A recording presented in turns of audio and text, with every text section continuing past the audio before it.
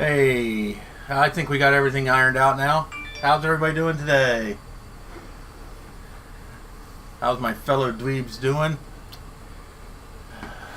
So, got all the major problems ironed out, I believe. Let me know if you find any technical difficulties.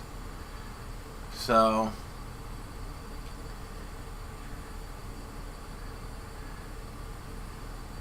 Sean, it's nice to have your approval of my Windows streaming computer. Yes, my shirt matches my OS. It's very appropriate. So, welcome to my Sunday dealio. And of course, if you read the description, you already know what we're doing. You already see the computer laying out on the desk here. First of all, I want to give a big humongous shout out to David Stahl, without whom this entire stream would be impossible at this point. He was kind enough to donate a upgraded processor to me, so we're going to play with that today. I also want to say hey to Sad Mac, Soulblatz, Starbuck Tech, of course, you know, you got the jerk Jay, Sean from Action Retro, thanks for coming. That's seems to be all that's here at the moment. I'm a little early. I thought I was going to have more issues than I did. That's why I wanted to start early, but it seems to have gotten ironed out. So sorry for the long introduction. So this shirt is actually from Computer Clan, Crazy Ken's site. It looks like a blue screen, but it's not actually a real blue screen. It's actually a joke. It's about a washer malfunction. So, hi Mike, Mullet. So, and yes, I am using a Windows PC to do streaming because my main Mac is over there, and this was the most powerful thing I had at the moment to do this. As soon as I come up with something different, believe me, I will be switching, because I've been having nothing but issues with this. It's kind of a pain in the ass. It's a fast computer. It's a very quick machine, but oh my gosh, it's just it's Windows. You know, doing anything is a nightmare. So, you know, hang out here a little bit and just BS until we get more people showing up. So I don't know about anybody else, but I know Sean's probably experiencing this, but it's snowing here at the moment. So this is a perfect thing to do. So, and we can see Miss Lydia in the background doing her normal I'm going to knock everything off my daddy's desk thing. Or I'm going to try to dig in the trash can and see what I can find to eat, because I'm going to act like I'm starving. Lydia, what are you doing?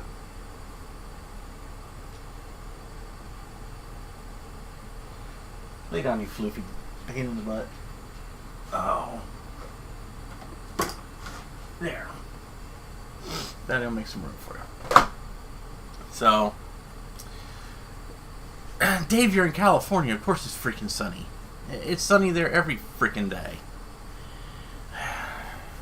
That's why they say it's always sunny in California. Doesn't make me want to move there.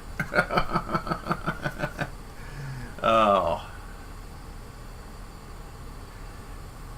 Is it snowing there, Sean? Yeah, I had a feeling. It's snowing pretty decent here. And the even crappier thing is the fact that I don't have my car at the moment. And I'm kind of afraid to go out and do anything, because I have a customer's I have a dealer's vehicle at the moment. So if I have an accident, I mean, it's insured. It's well insured, but you know, my stepdad would not appreciate that, I'm sure. So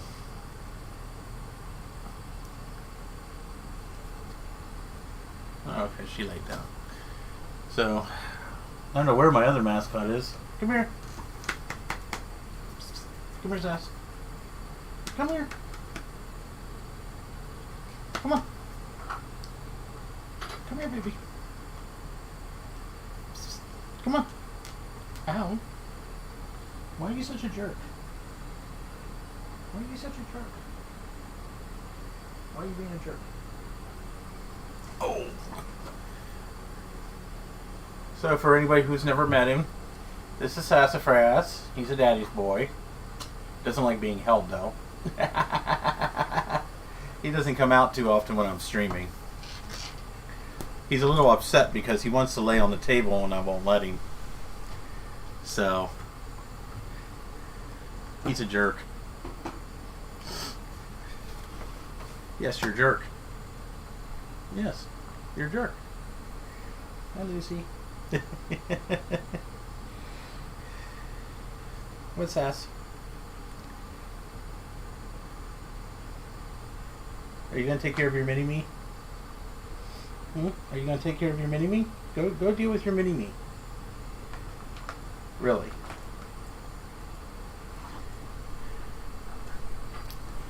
He wants attention. Badly. You want belly rubs? Do you want belly rub? Here, let me get the... Last thing I need is you freaking electroshocking my 600 megahertz processor card, you jerk. Oh. He's a brat. Oh, now I got you. Sassy, deal with your mini-me. Hey, Retro Techie. How you doing? Thanks for joining. Well, if you've seen 3 different ones so far, then you have 7 to go. There's Trina.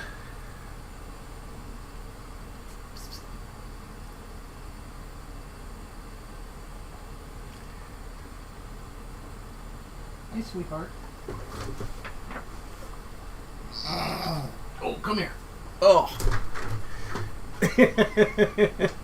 Here's Tabby. He's a big handsome boy. He's a big baby, but he hates being held. He hates people in general, besides me. So, he's Daddy's big handsome boy. Tabby. So there's 4. There should be a flip ball running around here somewhere. I don't know where the hell he's at. And the other time he's up my ass. Prada! Prada, come here. Everybody wants to say hi. Where the hell are you at, Prada? Well, okay then. Oh my goodness. Yeah, he doesn't like being held at all. Not by a long shot. So, he's a sweet kitty though. So let's so this is going to be kind of a screwed up video capture deal because I can't. My video capture device that I used on my Mac Pro is not working on this PC. So, the only thing I can do is I can point a camera at the screen, which actually doesn't look too horrible. So, I have the cube here, as you can see in the camera. So, here's the desktop, and just for a refresher, we're going to go to About This Mac. And we're going to see we're running Tiger 10411, best operating system ever made. We currently have a 450 megahertz powered PCG4 with a gig and a quarter of RAM. And we're going to go into more info because truthfully I don't remember everything I have in this machine.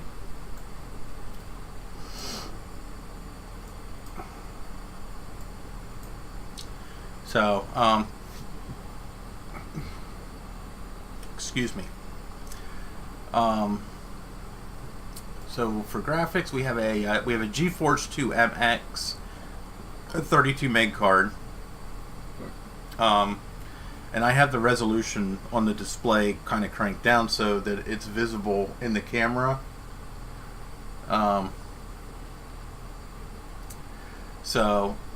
This is a stock upgrade, I guess you could say.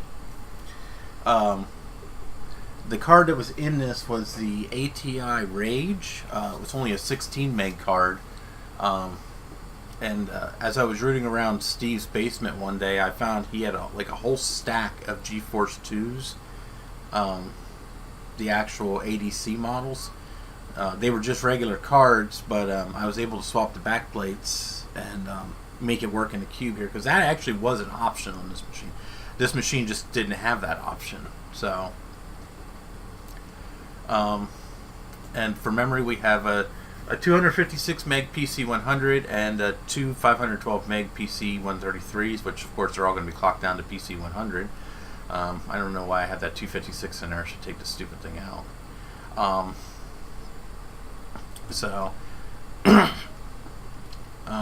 That's about all it is. There's, I think, an 80 gigabyte hard drive in this. Yes, there's an 80 gig Western Digital hard drive. It's a spinner. I will upgrade. I do want to upgrade it to a SSD at some point here. And of course, we have the DVD-ROM drive, which barely it works perfectly, except it barely wants to eject discs. So you might as well just say it doesn't work. I can eject a disc out of it if I use some pliers or something. So, but that's the G4 Cube. So, what we're going to do is I want to run a benchmark. So we're going to connect to my Mac Pro behind me, thanks to the miracle of Ethernet. Let's see here, where are we at? I know I put a folder in here called, yeah, there we go, PPC software.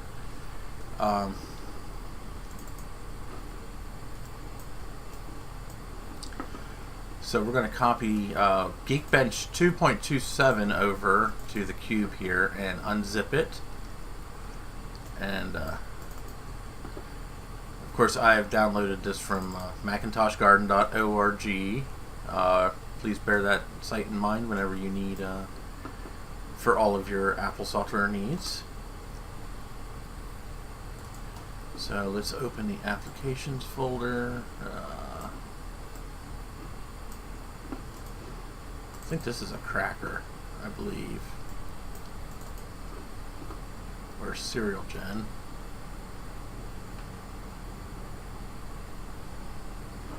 That'll be okay.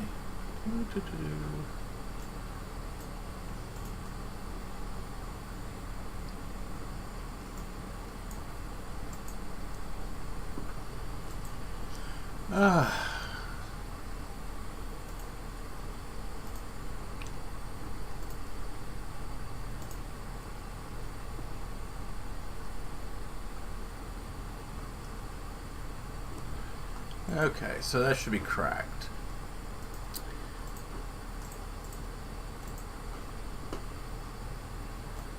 So,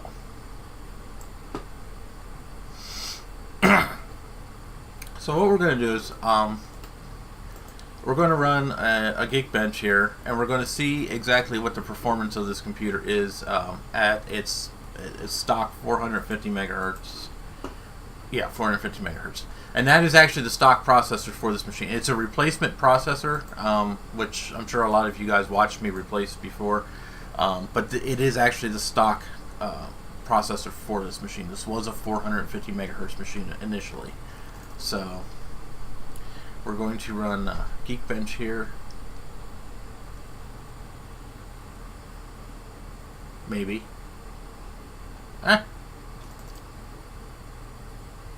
Alrighty then. Well, maybe we're not going to run Geekbench. What the hell is going on there? Alright, well, let's see here.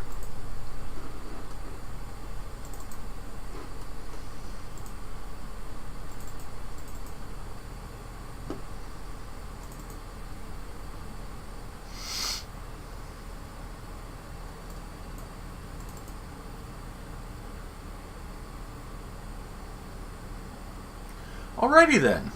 Well, this sucks. Let's try something once. Let's try restarting.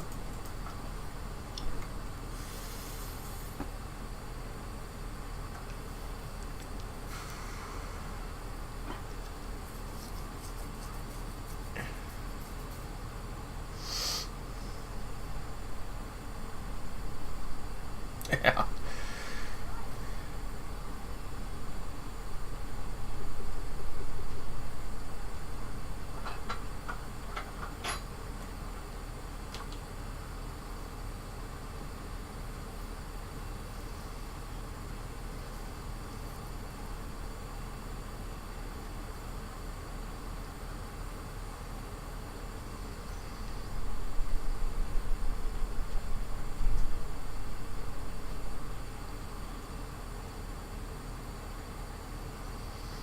As you see, I mean, this machine's not exactly a slouch. I mean, it's actually pretty perky for a low G4. I mean, it don't run just half bad.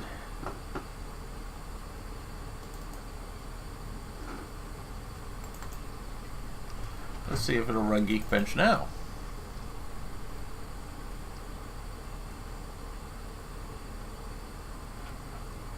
No, it won't. What in the world?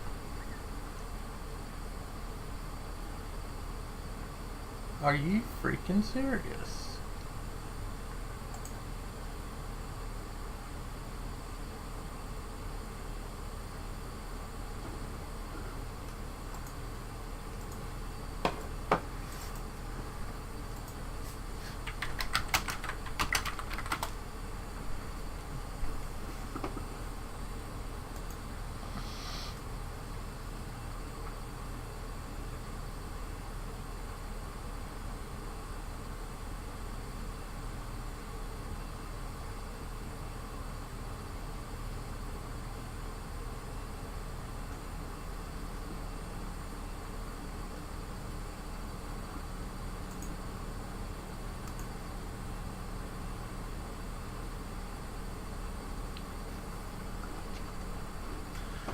Alright, let's download the PPC App Store.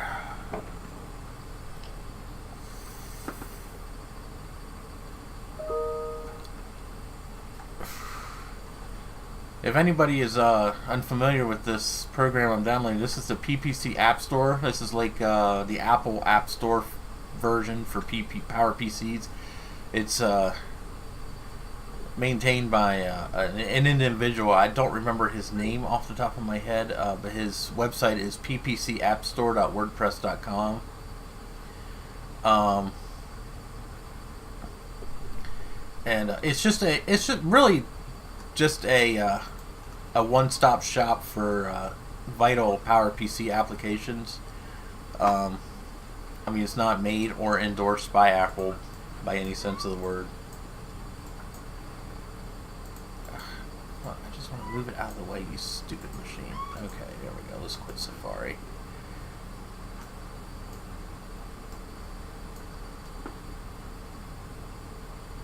And it's only 26 megs or so I mean, it's not a big application.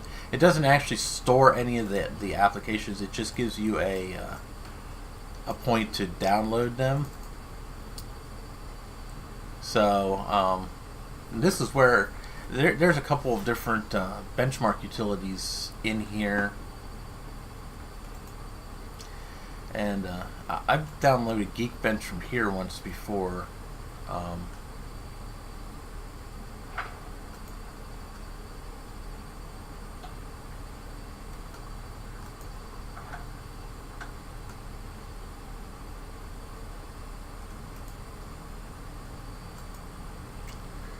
Okay.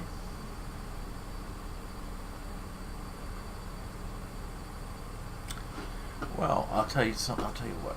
Let's try something else once. Let's go to connect to server. 10, 1, 10, 9.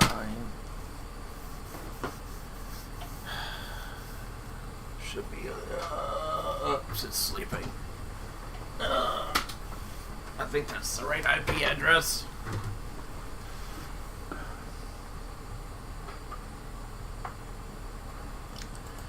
I think that's the wrong IP address. Servers. There it is.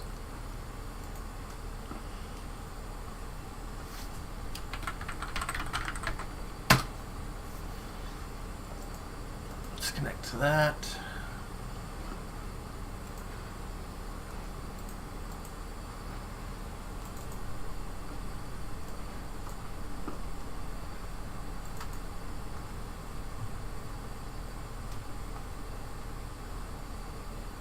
Yeah, the PowerPC App Store is really cool. It's very convenient.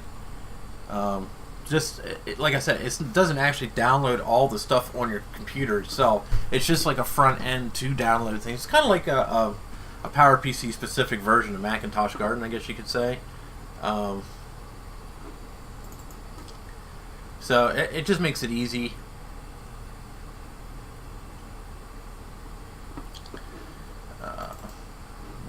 Let's copy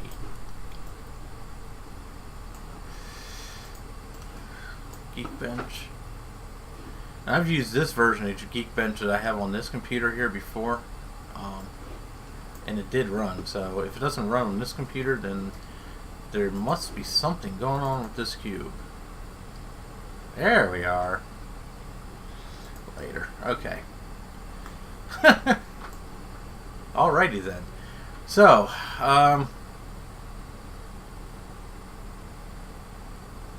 yeah, that might have been it. I might have been trying to run too new of a version. I didn't even think about that. So, here's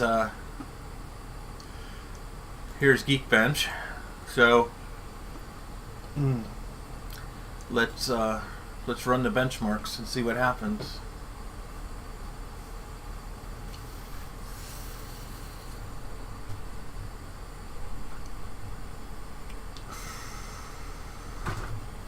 Oh, there's Floofball. Let's see here. Who else is showing up? Hi, Commodore Fan. Hi, Zombie Geek.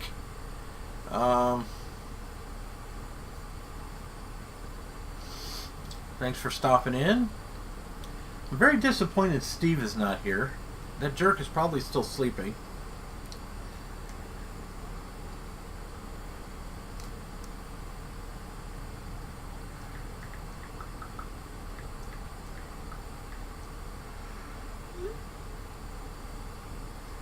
Let's text him to see what he's doing.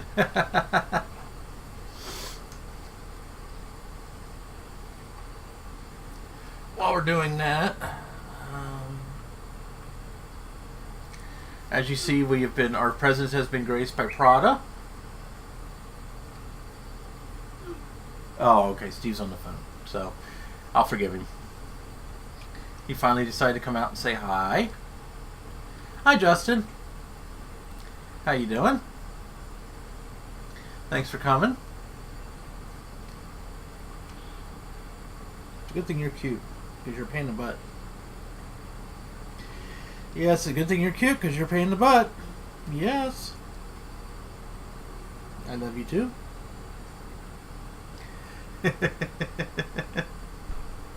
That's fine. I appreciate you at least stopping in and saying hi, you know. Tell your grandma I said hi. Oh, it shouldn't take that long to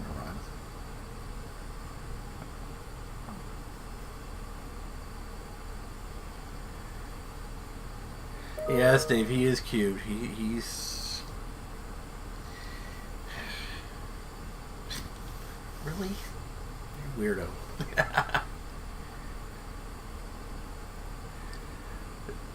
Dude, this keyboard is falling apart. I mean,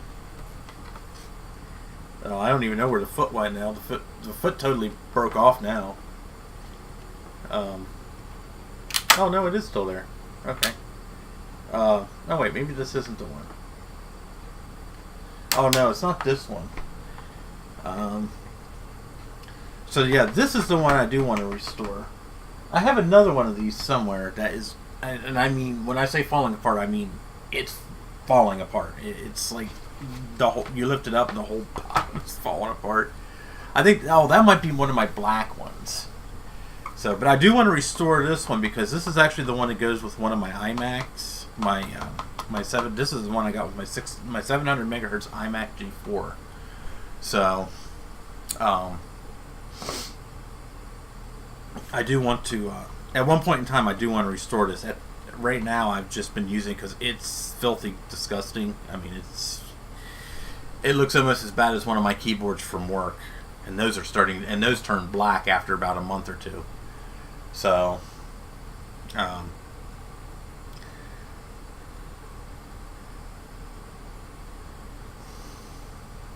Hi, Lucy.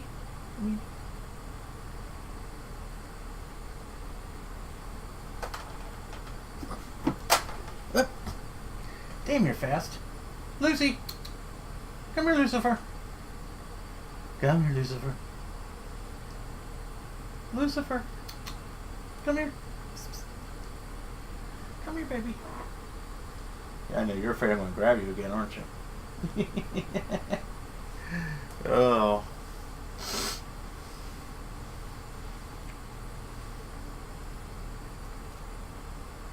Oh, hey, Steve. Glad your grandma's doing okay.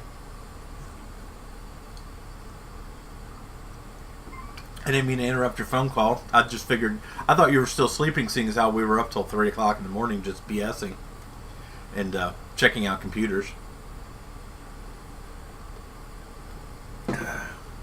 So, Steve found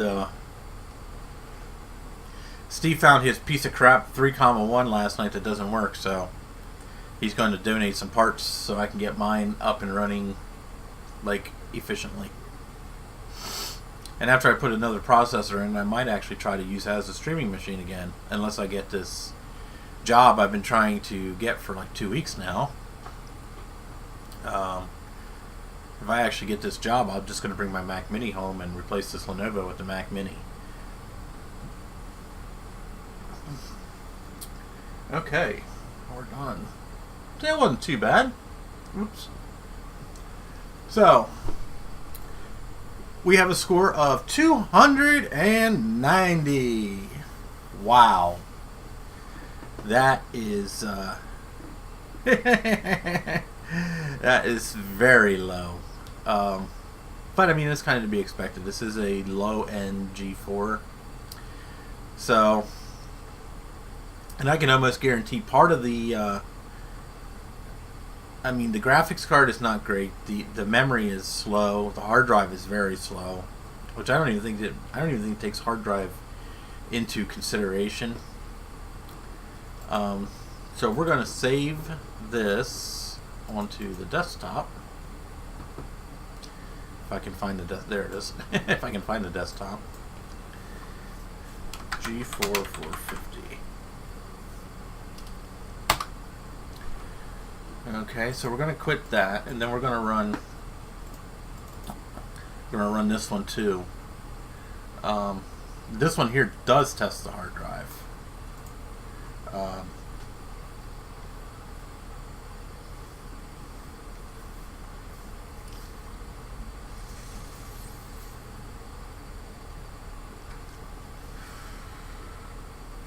It's going pretty good, Trina. I'm just waiting to meet with the district supervisor.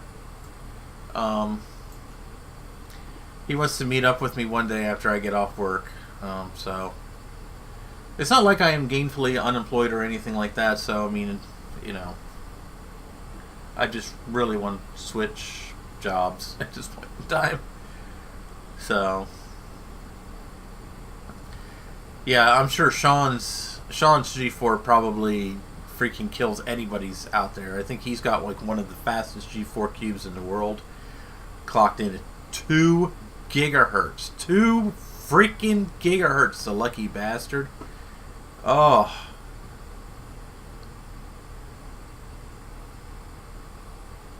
Yeah, I am going to put in, once I get this machine like totally restored, I do want to put it into service, more or less. Yes, I am going to put an SSD in it, and I am going to bring home my 22-inch cinema display for it. And I want to have like a whole cube set up somewhere. I'm not exactly sure where I'm going to do it, though. That's the problem. I don't really have a lot of room to work with. My iMac G5 takes up room on my one desk, so...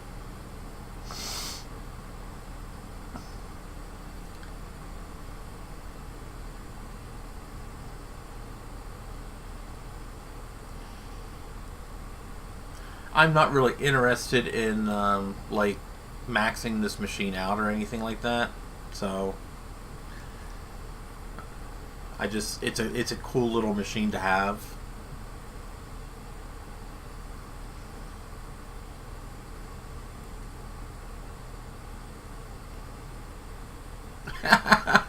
That's a hell of an upgrade, Steve.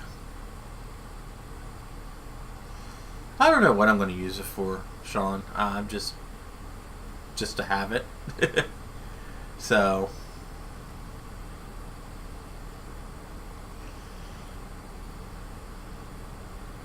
you know, it's this machine is nice because it's small and it can run OS 9 natively. So, I can like run older Mac OSs on it. I don't have to run 10 on this. Unlike my iMac G5, where I'm stuck with either 10.4 or 10.5, which of course is on 10.4 because 10.5 sucks. So, hi Thomas Armstrong, how are you doing?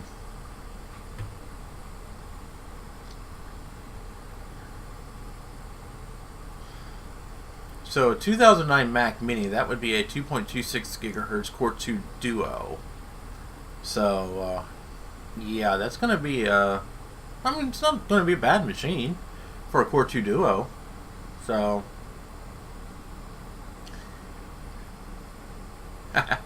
well, part of the problem, Sean, is I don't have the audio output amplifier for this. I need to source that. I have the Pro speakers, but I don't have the USB audio output. So, alright, so we see here that Xbench gives us a total score of 19.55. Wow. That is, yeah, that's pretty low. I'm just curious. Let's, do I have that on here?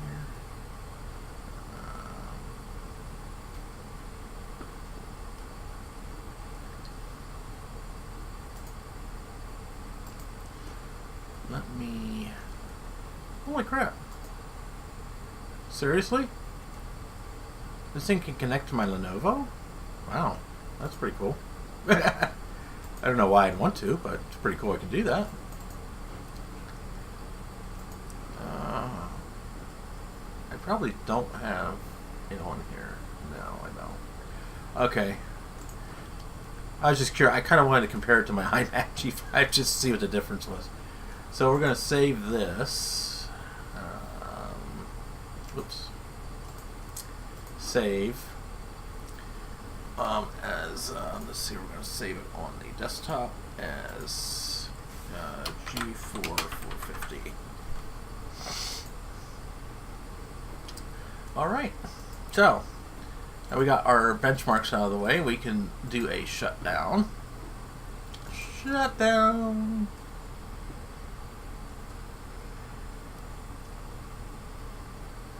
Oh, yeah. Sean, you'll have to let me know where you found, which one you got.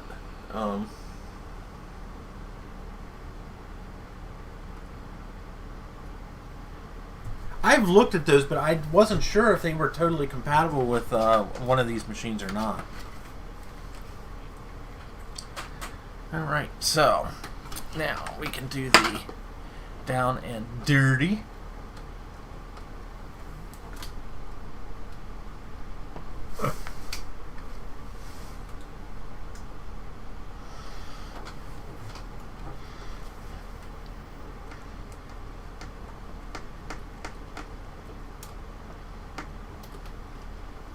I've been looking for the actual Apple one, and every time I look, I do find one. They want stupid money for it that is just way out of my league.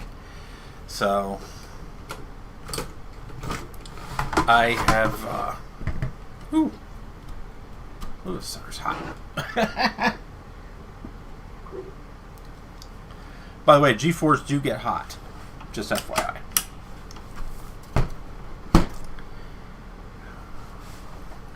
Okay, so like I said earlier, thanks to David Stahl, we have it's actually a 500 megahertz G4. It's a 7410, and it's been overclocked to 600-ish, I think. I'm not exactly sure how they did it. I'm sure it has to do with these resistors and stuff on here, because I know that Vrij from the House of Moth, he overclocks these processor cards quite easily. So so I'm sure that overclocking one of these is not any more difficult. So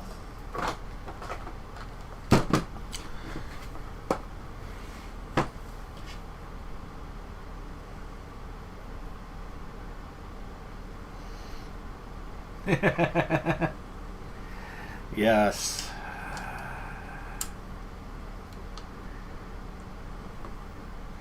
Is that supposed to be a cut on me, Jay, or is that a cut on Bruce? Because if it's a cut on Bruce, I'm going to tell him.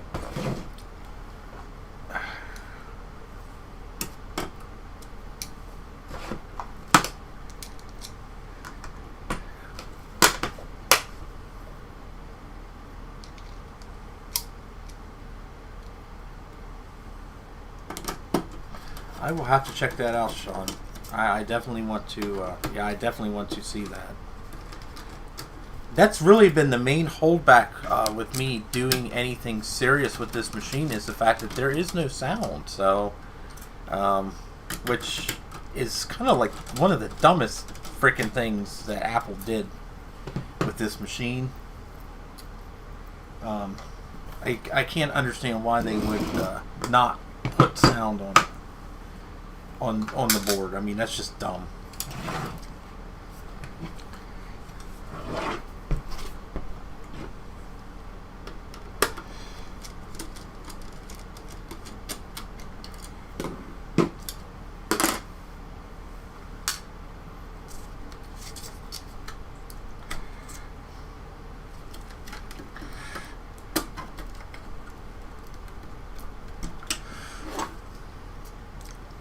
By the way, this computer gets quite warm. So, even with the 450 megahertz card, of course, it wasn't in its normal upright orientation either. So,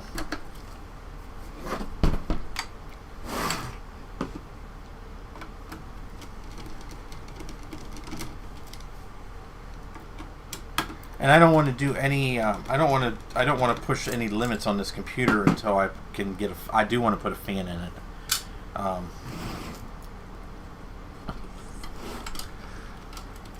This is going to be a. This is not going to be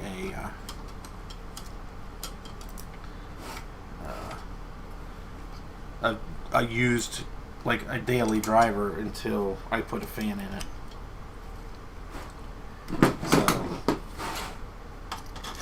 Because even though the 7410 is actually a cooler running chip than the 7450 I'm taking out, I do still want to put a fan in, simply for reliability reasons. Hey Dana, how you doing? Startup chime is not a big priority for me. You know, I'm okay not having a startup chime. Truthfully, that's a minor concern. But I just want to, you know, if I wanted to play a game or something, it's not really any fun if you can't hear what the hell's going on. You know what I mean? So,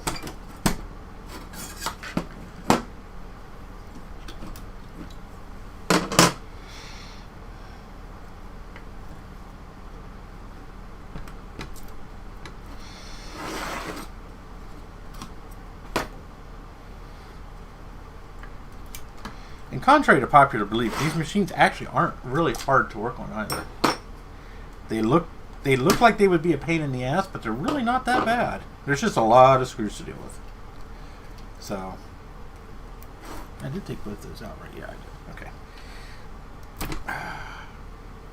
Yeah, I always forget about this one.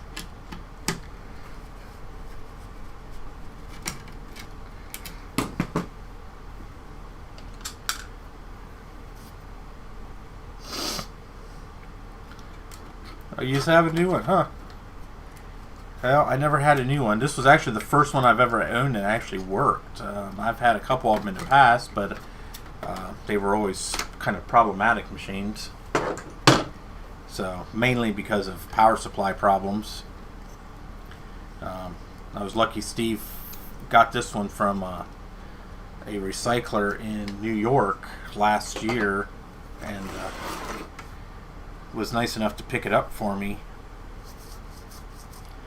He didn't give it to me. I mean, I had to pay him for it, but you know, it's well worth the money. It wasn't very expensive, so thank goodness for that. Oh yeah, I gotta remember how to do this. And also, thankfully, all the screws on this computer are all Torx, but they're all the same size, thankfully. At least to my recollection, they are. Whew. Wow, that sucker's hot.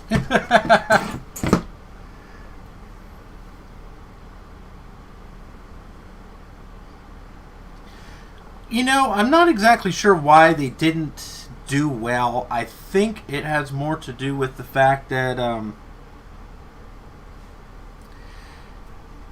they were expensive, and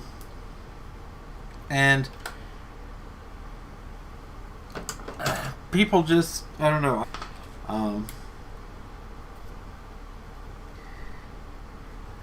I know there's probably a multitude. I know there's plenty of videos out there showcasing why the Cube was such a failure and yada yada yada. You know, it's not a bad computer. It really is not. In terms of like its operation, it's actually a pretty decent machine. I mean, it keeps up with my G4 Sawtooth just fine. But you know, my G4 Sawtooth was like $1,000 cheaper too. So, you know, there's all kinds of various factors. I truthfully think one of the main ones was the price of the machine more than anything.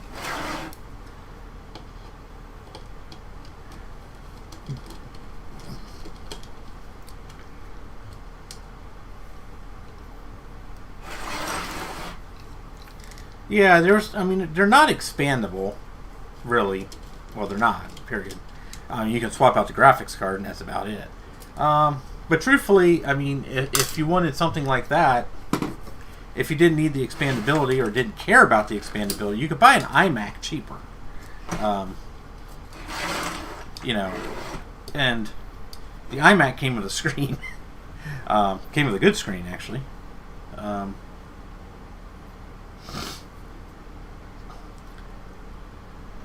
Let's see here. Sorry, it's been a while since I've done a Cube again. I gotta remember how to take it all apart again. You'd think after seeing Action Retro, you know, Mr. Sean there taking his apart like 1,000 times in the last couple months, that I would remember exactly how to take one of these apart now.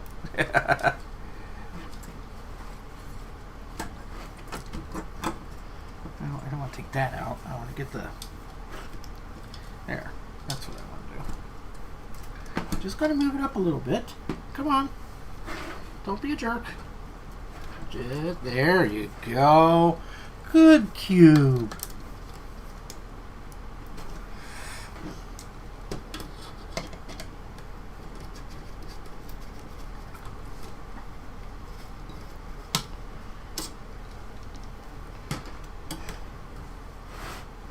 I'm sure I'm missing something somewhere here.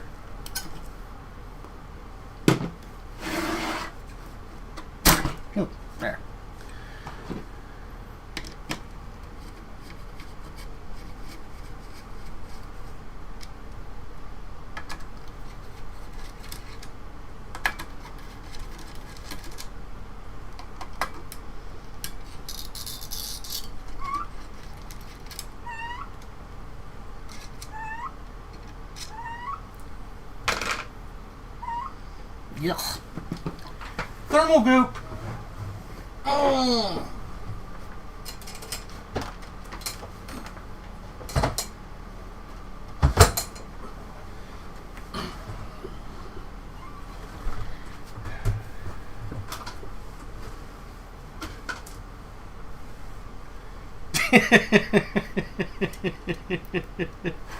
Oh. Yeah, I can be a bit of a dork sometimes.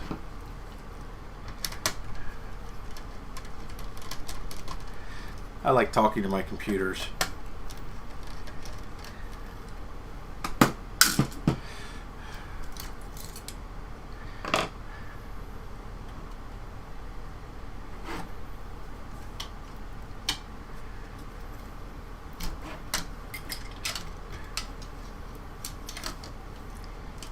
Oh, the IDE cable. That's right.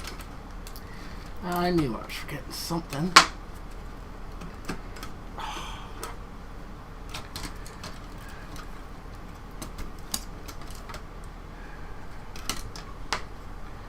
All right. So there's a logic board. And here is the processor card, which is so stuck. Ugh. Oh my goodness, didn't want to come off.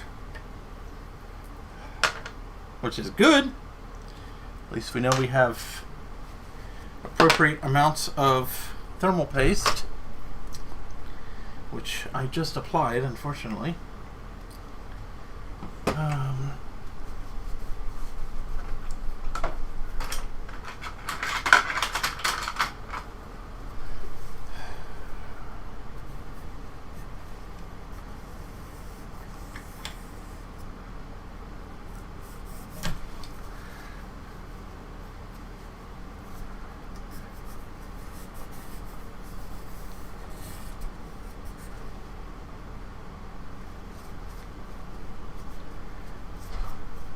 No, this thermal paste is pretty new. I just put this processor card in a couple months ago, so this stuff is actually pretty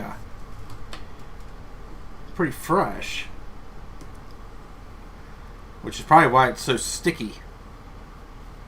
Which is a good thing, you know, kind of what you want. You don't want you definitely don't want old nasty thermal paste, especially not on a G4. These things are, you know, these things run pretty warm to begin with.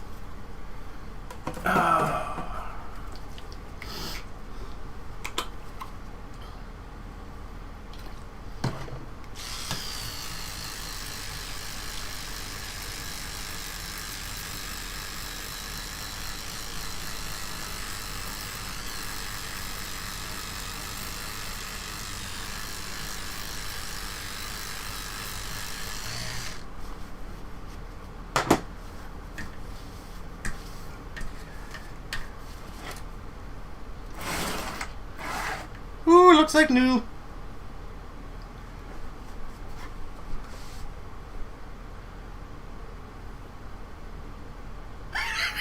Oh, jeez. Oh, poor Steve.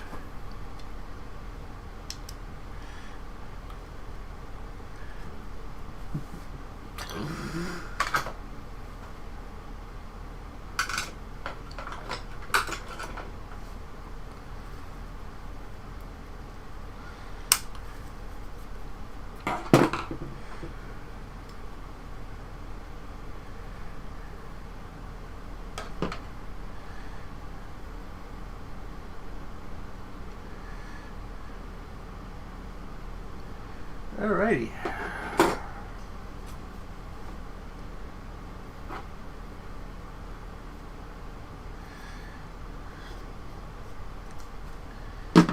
The problem with putting liquid metal or something like that in this is I don't think it would stay in place because of the way the computer's designed.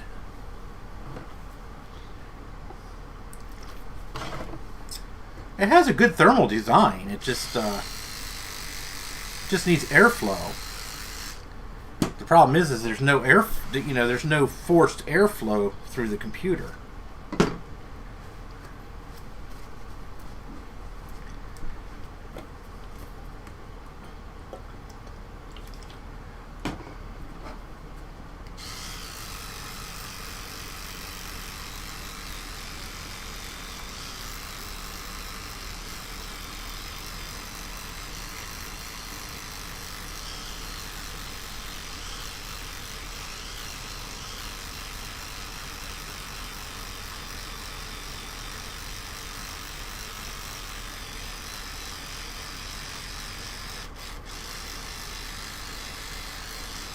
I think I need to charge my toothbrush.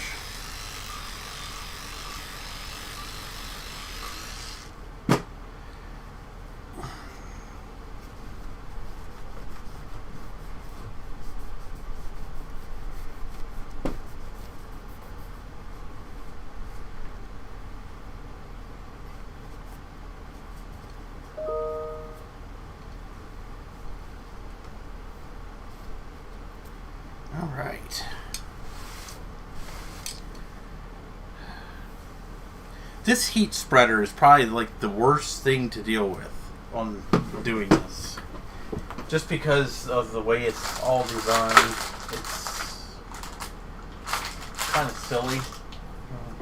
I know it's oh crap! I just spilled alcohol on the floor.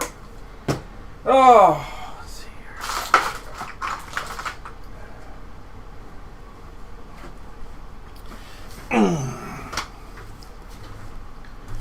Okay,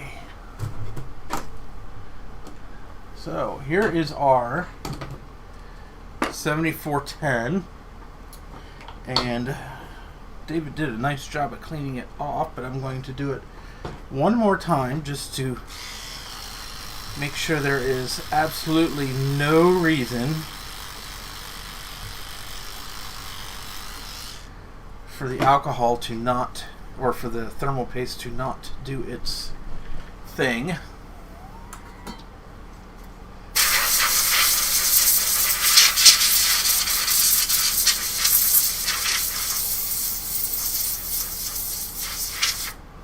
Man, I'm almost out of air. I'm almost out of alcohol. Man, I'm having a hell of a time here. Just about out of thermal paste.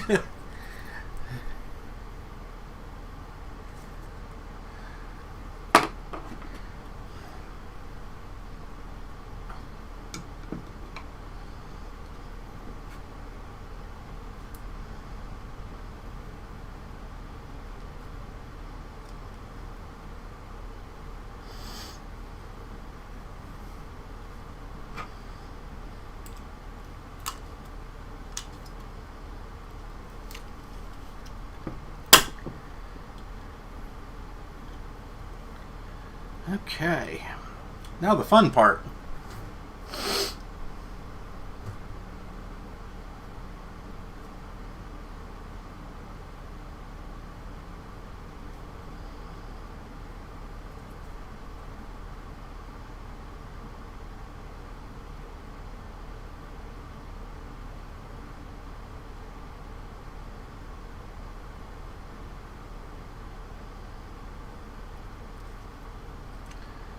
I go a little excessive on this heat spreader.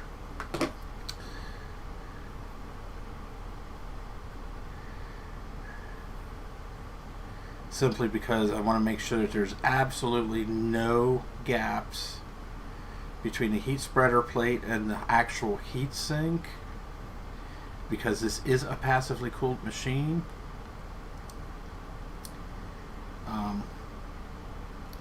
Apple actually did not even use thermal paste on this. They just used the aluminum foil, which I'm not crazy about. So, alright.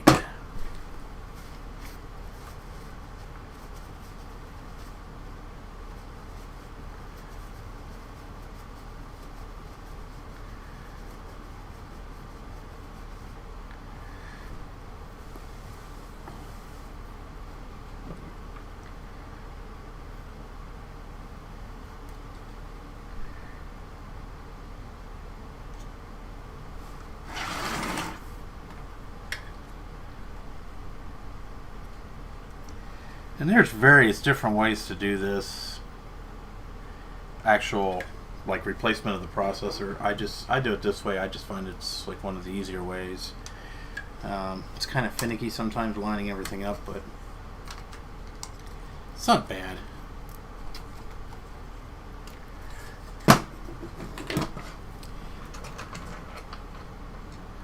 Whatever you do, make sure you do not lose these spacers. Oh my gosh, that's like the end of the world right there.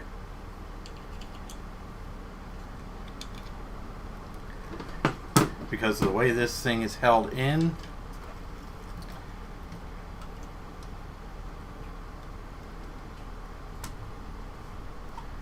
If you lose those, it's almost like game over.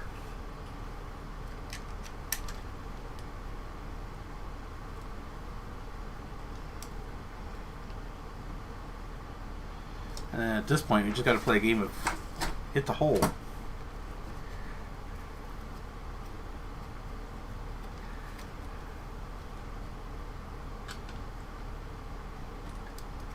Oh, crap.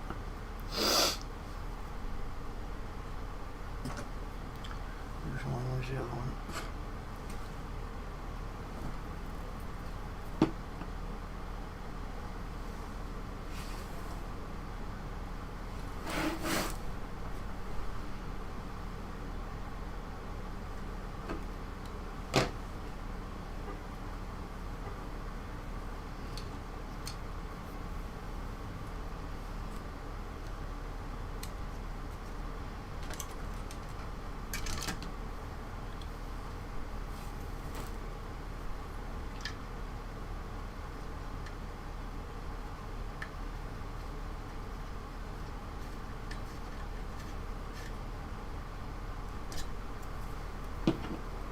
Oh, there it is. Right in front of my face.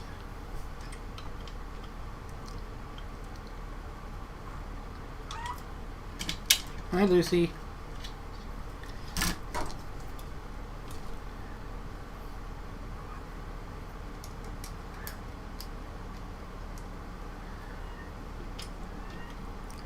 The only problem with 3D printed spacers is, yes, they will probably work, but I'm be afraid at how long they would last.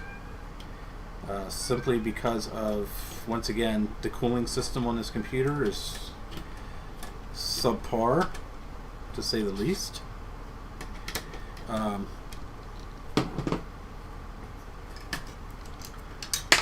But yes, that is a very viable option. 3D printing actually, in this day and age, solves a lot of vintage computer problems.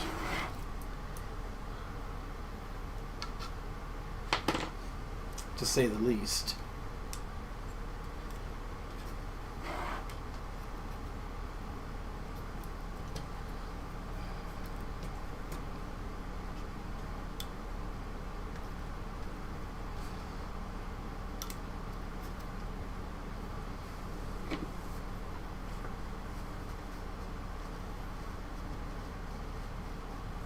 Oh yeah?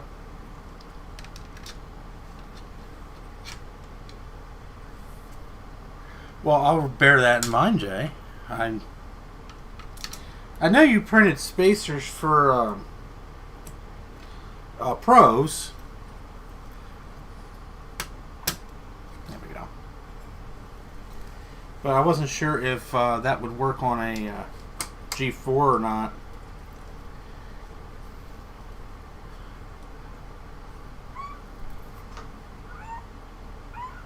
We're loose. I hear you. Everybody hears you.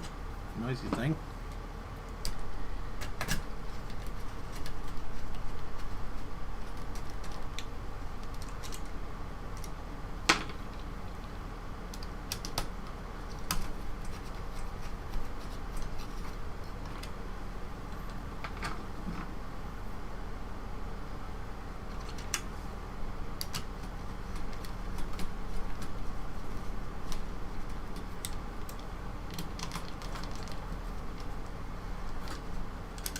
I don't know why this one screw always gives me a fight.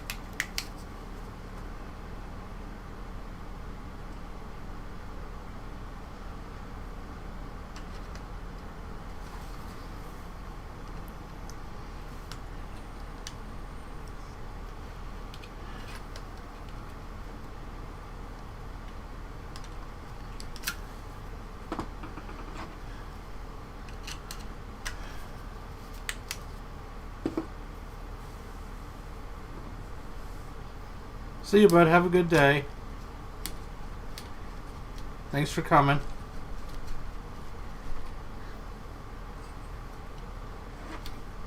Oh, come on. Why is this being so freaking difficult?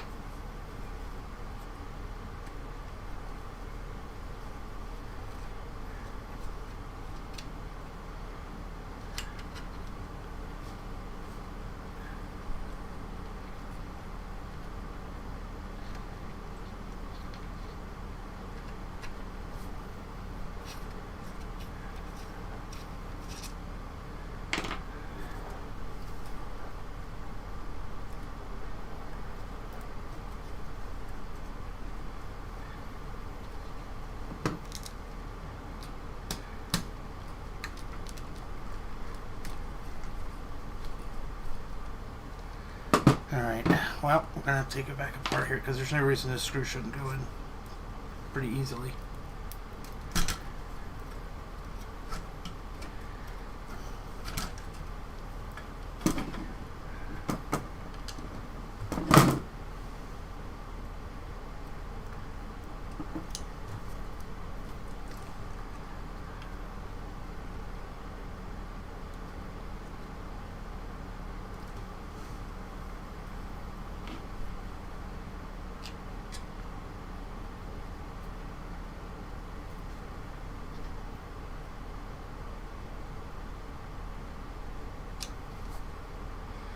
What's going on here?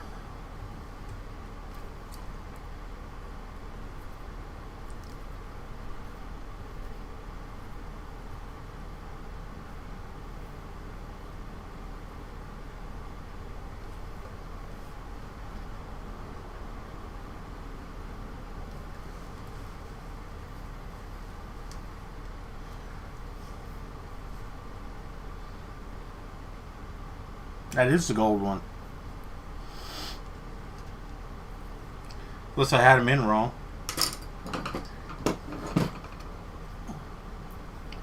It's quite possible. I don't know. Oh yeah, I guess they are different. Okay. Yeah, my bad.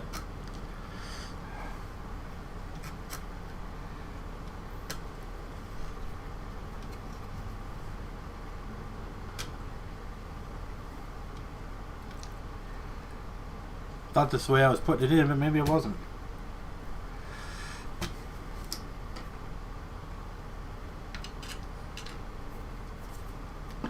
Maybe I wasn't.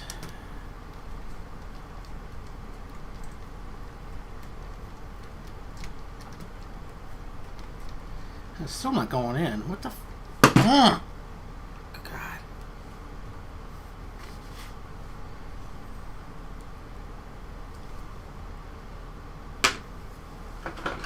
Where is my... There it is.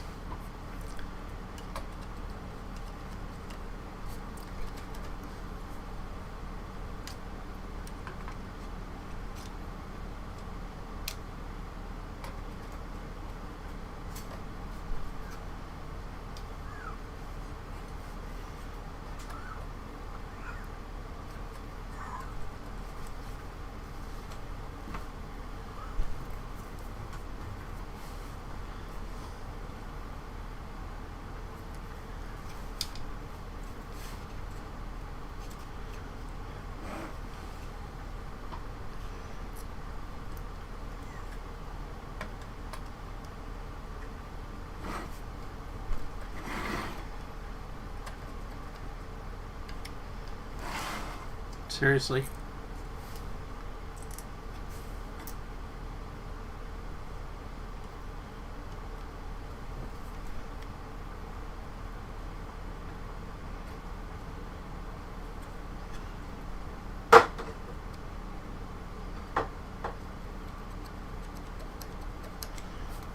Why is this not lining up?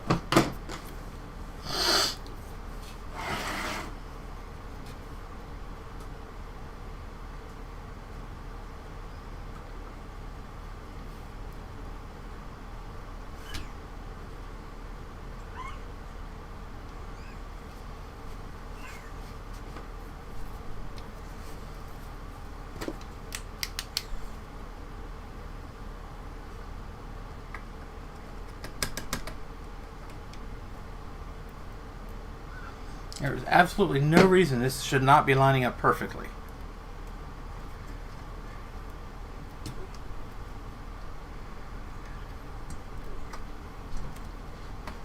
These two here are lined up fine. I can feel the holes.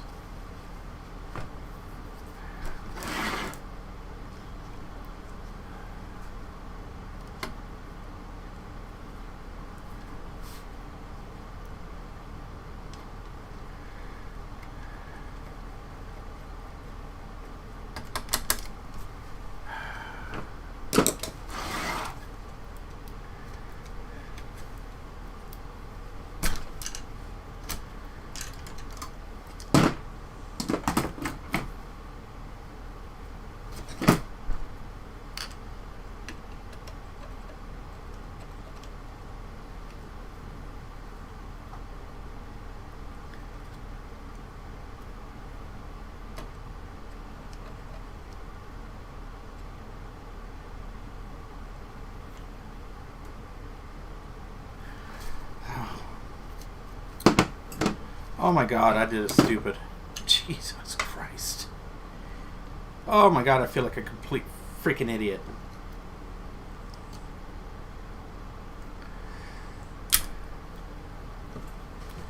I put the I put the freaking retaining clip on backwards.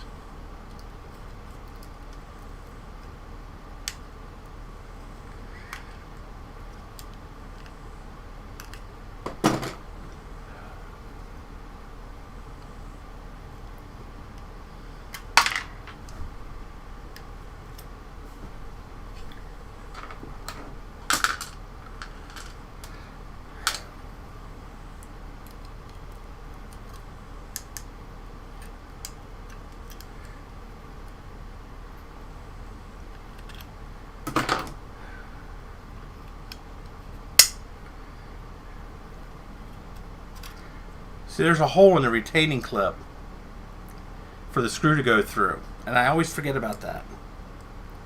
You would think after doing this a few times that I would remember to line that up right. Well, I'm an idiot. Alrighty. Live and learn.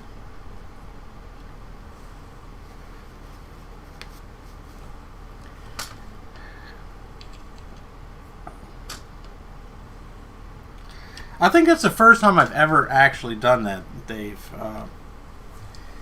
Every other time I've worked on one of these, I've either gotten really lucky or I actually paid attention when I pulled it apart. Or put it back together, I should say. Come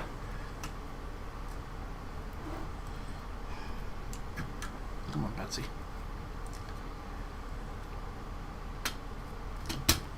There we go.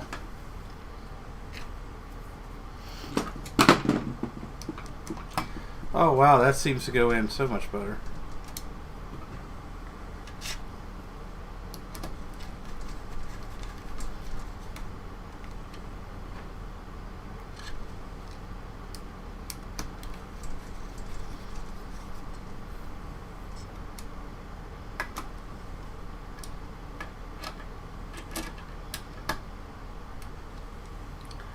All right.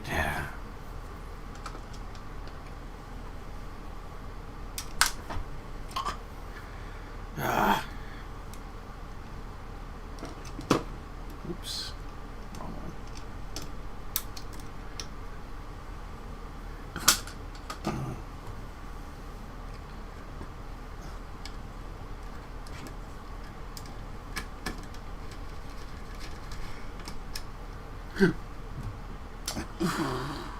Excuse me.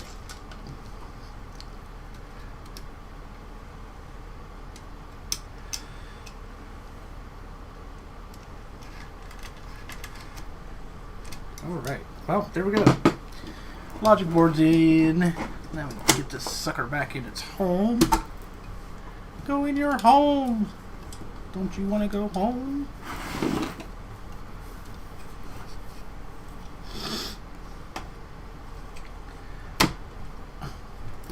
Alright, wow, holy shit.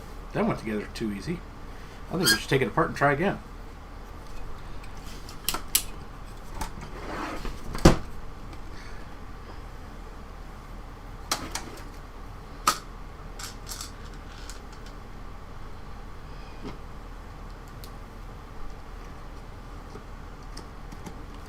Glad you're here, Dave, because I probably would have been fighting with those screws forever.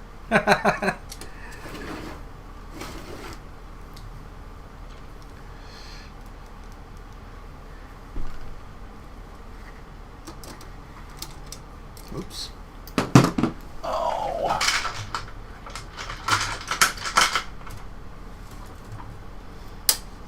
Ah. Are you serious?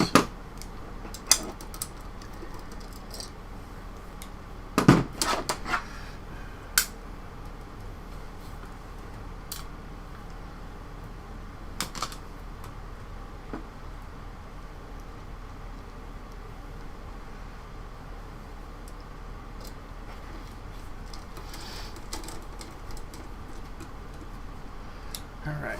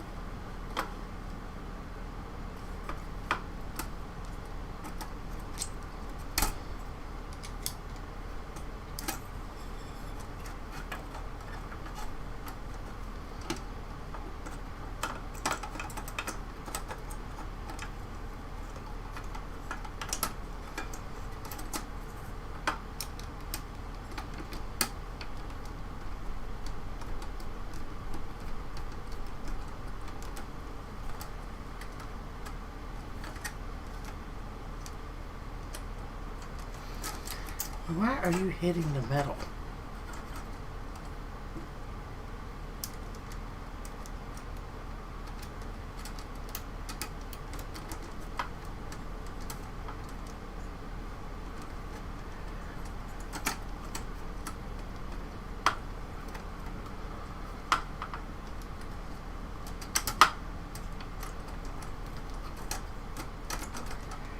Ah.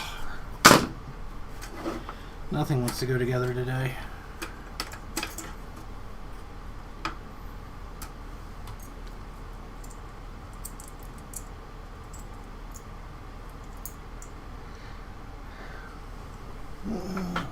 Dust this off. I've got it apart.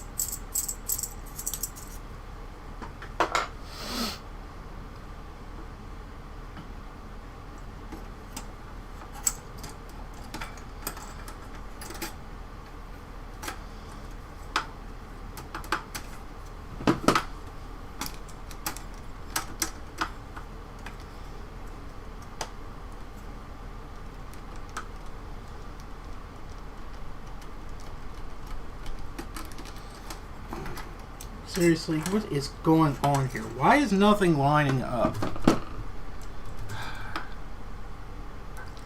Like everything decided to suddenly shift.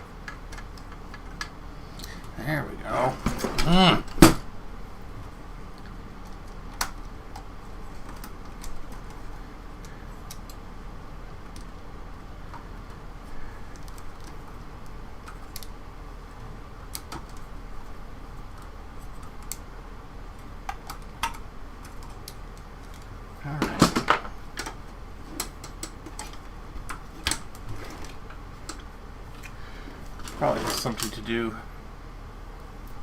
They're not that bad. It's just they're a pain.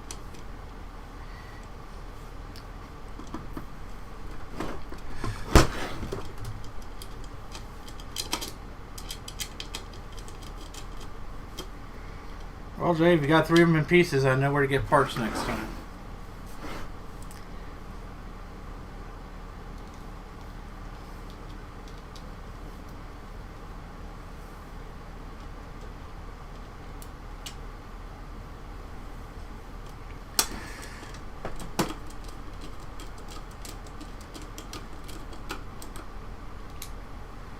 They are very pretty machines, though.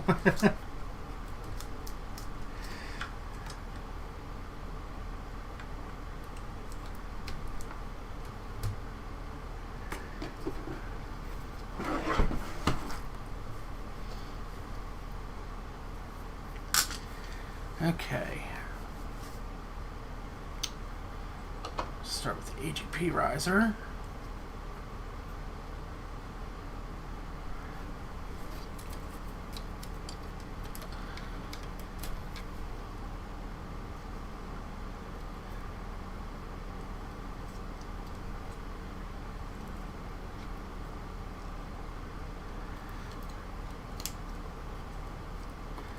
Which is sad that it has 3 separate cables going into this tiny ass little card.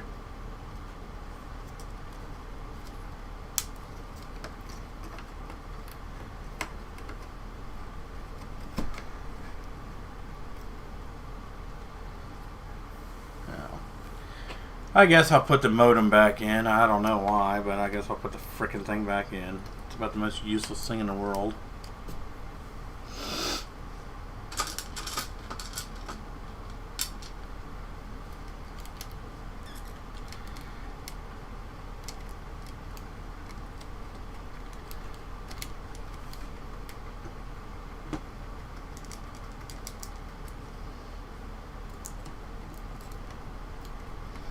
No, Jay needs to send them over here so I can put them together.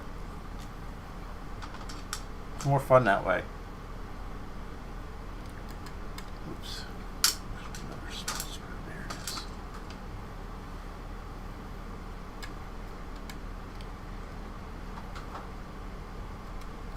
No, that's not the right one, is it?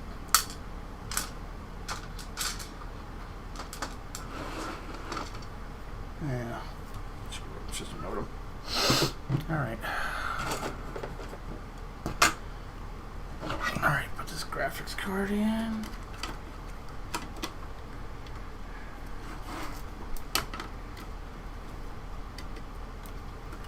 And the idiot in his infinite wisdom should have put them in together, but, you know. Don't think that way.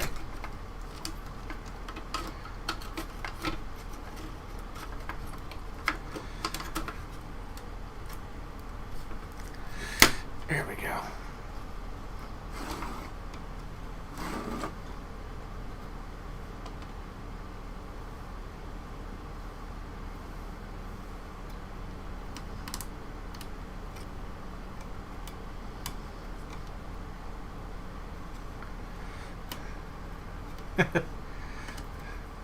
Project for a snowy day for Jay.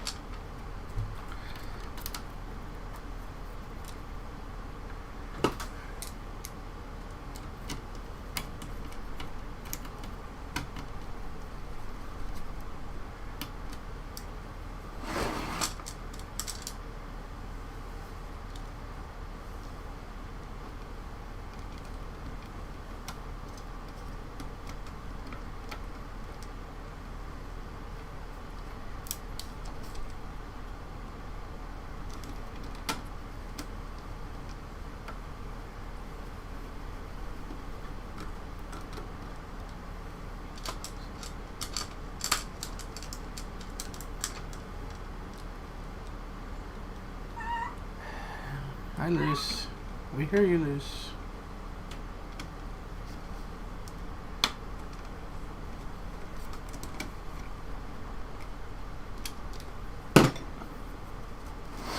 All right, now Where's, oh, there it is. There's a voltage regulator.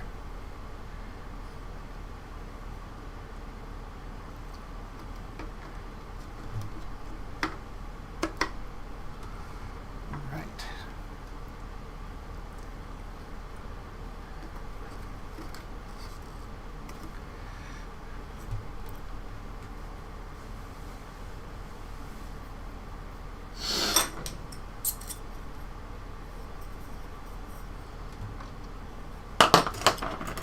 Let's put the memory in now. Got plenty of access. Well, I'm going to leave this in simply because we benchmarked the machine with it in. So I want to have the same exact circumstances when we benchmark it the second time. So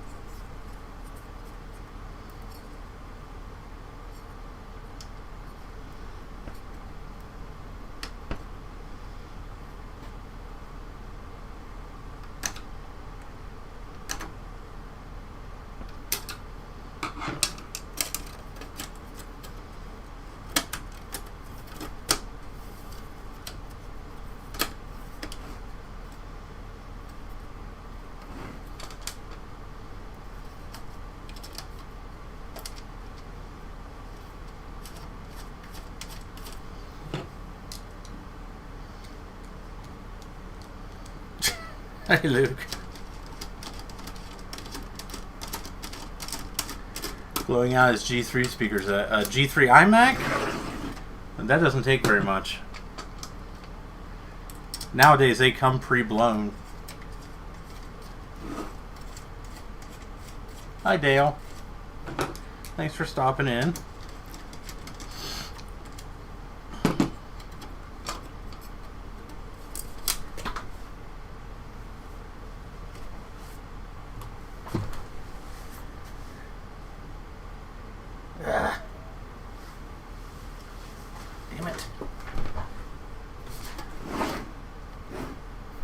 I also want to put this back on. I keep forgetting about this.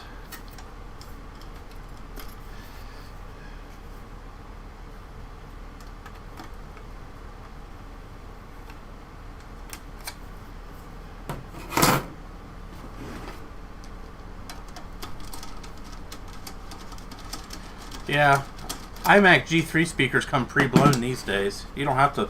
You don't even have to try hard to blow them out. All you have to do is turn the damn computer on. They'll blow out on their own. Freaking speaker cones are so shot on them. There's replacements available for them. Not like exact replacements, but there's something equivalent you can use on them. So my Ruby iMacs got blown speakers.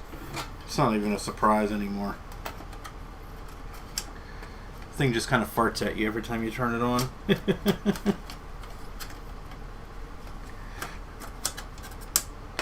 Just the nature of the beast.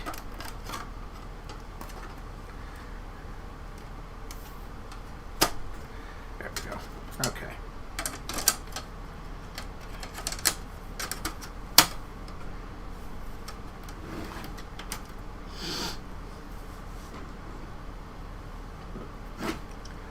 Well, I don't recommend cubes for everyone. You know, if you're a collector and you're serious about having one, then, you know, go ahead and get one. But just be aware that they're a pain in the butt. Power supplies are somewhat unreliable and somewhat hard to find. They are repairable, though, so I'll give them that. It's, and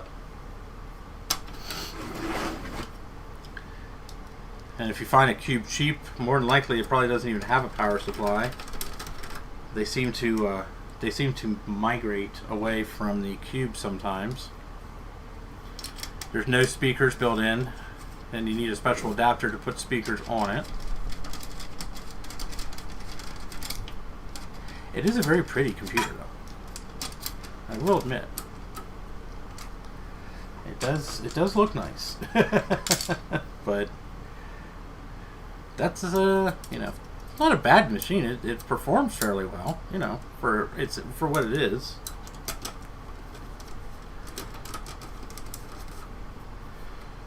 And there are tons of upgrades available for these things. You know, they're very upgradable.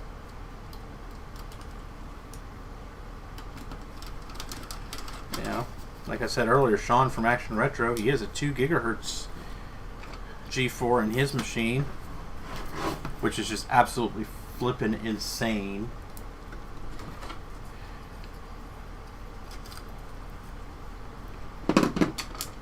I can't even imagine putting a 2 gigahertz G4 in one of these. Yeah, Luke, that's the best thing to do on the iMac G3 is just replace the speakers, because even if you found speakers somewhere, they're going to be rotten. I have yet to actually work on it or play with an iMac G3. It's mostly the DV models. But, yeah, I've actually yet to work on an iMac that did not have blown speakers. I actually get more surprised when the speakers aren't blown on them. Because the foam rubber they use is just substandard, you know? Alright.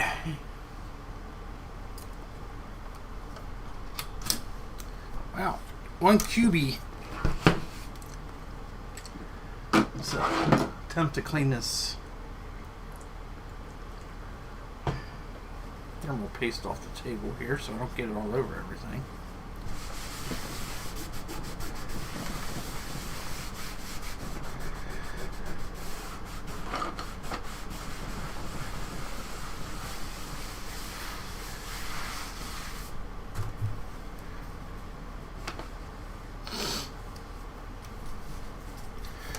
Oh, lucky you. Mine aren't new, but they're in good shape. Mine actually aren't even for the Cube. They're actually for the iMac G3. Or, I'm sorry, the iMac G4.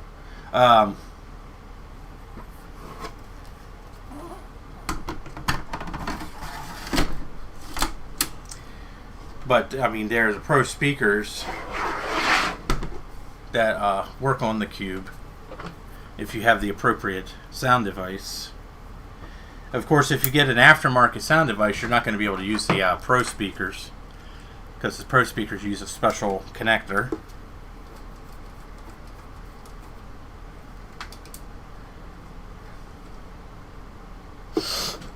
But other than that, I mean, Pro speakers sound really nice. If you have one of the like 4 computers ever that can use them.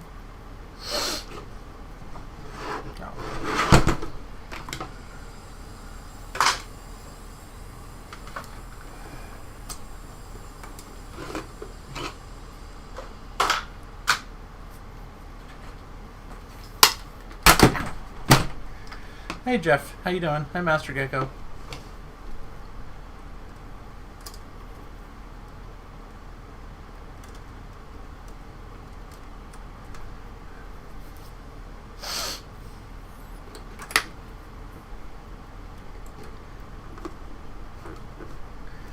Okay, got her all back together, looking pretty. So, what we're going to do now is take a break here for a second, and I will be right back. So, hang on.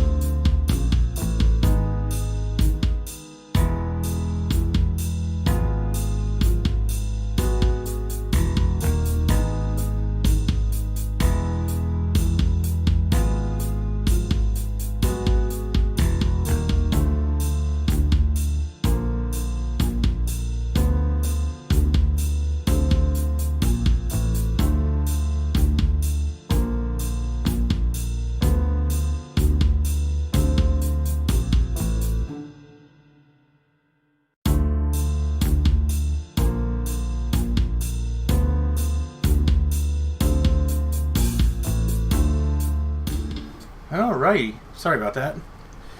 Okay, all back together, wired up.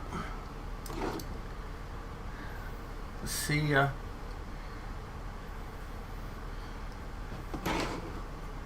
Sorry for the camera movement there, guys.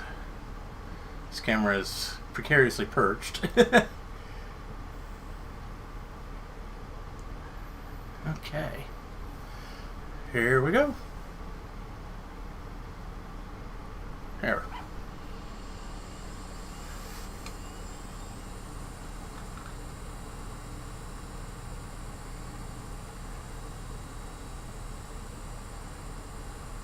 Hi, Christian.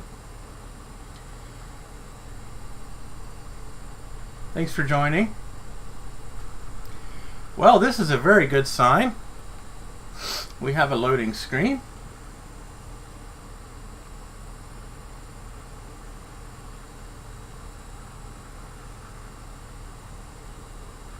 Oh gosh, now Dave's working on a dual processor 1.8. Oh Lord. Okay. Well, we're at the Finder, so that's a good thing. So let's bring up about this Mac, see what we got. 600 megahertz PowerPC G4. Son of a bitch.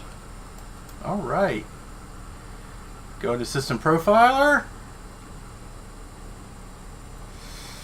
And yep, there we go. 600 megahertz. Yay! All right, so let's do it like we did before. So let's load up Geekbench.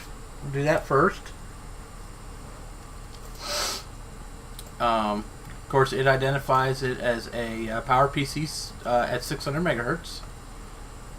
So we're gonna run the benchmarks, and we'll see what happens here. And we'll bring up the other ones and compare side by side.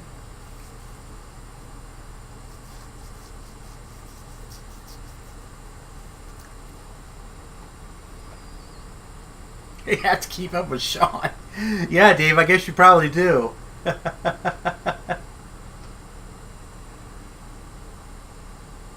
Steve, you're always fighting with that Mac Mini. Every time you touch it, you have to fight with it.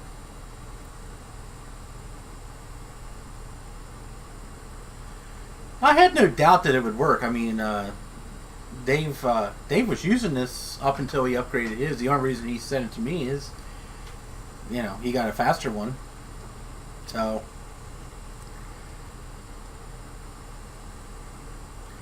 but part of the good news is the computer actually should run cooler because the 7410 is a cooler running processor.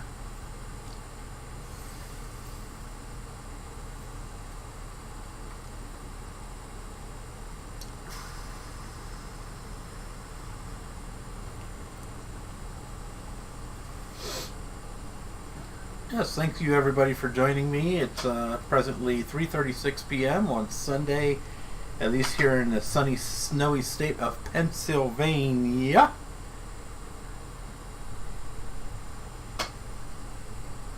A new Mac Mini?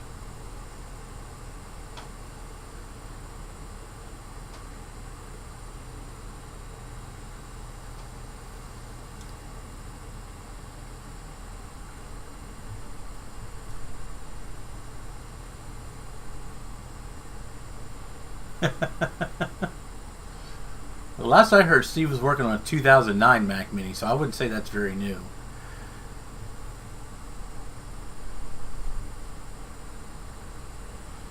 It depends on which dual G4 compared to what dual G5 you're talking about. A dual 1.67 G4 can outperform some low-end dual G5s. I would put a dual 1.67 G4 over a dual 1.8 G5 any day. But the system, the thing that the processor is more efficient, but the system bus itself is not, because a G4 only runs on a 100 megahertz system bus. whereas the G5 runs on a 50%. It runs 50%. The system bus runs 50% the speed of the processor up to, I think, 1.5 gigahertz, if I remember correctly. So it's a lot faster. It can shuttle the data around a lot faster than a G4 can. So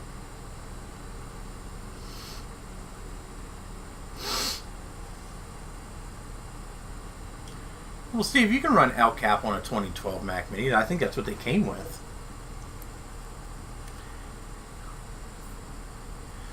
I wouldn't want to run LCAP on a 2012 Mac Mini. It's kind of silly because it's such an old operating system. I'd run at least Sierra or High Sierra on it. I run Mojave on mine. So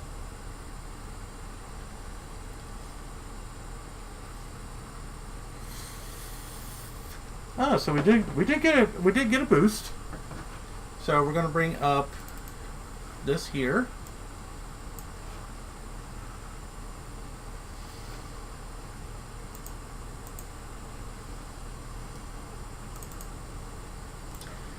Got a pretty good boost. Got another 100 points on Geekbench. That's pretty impressive. So the processor integer performance went from 302 to 411. The floating point performance went from 373 to 518. Wow. And surprisingly, the memory performance went from 211 to 253. So that's kind of unexpected. I guess it's I guess it can read and write memory faster, even though it's PC 100 RAM. So yeah, that's pretty impressive. So. But you'll see here. Here's the one drawback of the G4. It's the bus frequency is only 100 megahertz, no matter what. So you're kind of stuck. You're stuck right there trying to shuttle the data back and forth. That's where you're going to take the biggest hit on the speed from a G4, an older G4. I think the newer ones can run at 133. But that's all. So, yeah, we got some pretty good improvements there. That's more than I was expecting, actually. I was expecting maybe another 50 points, but I mean, we're talking 100. So that's pretty impressive. So let's run Xbench.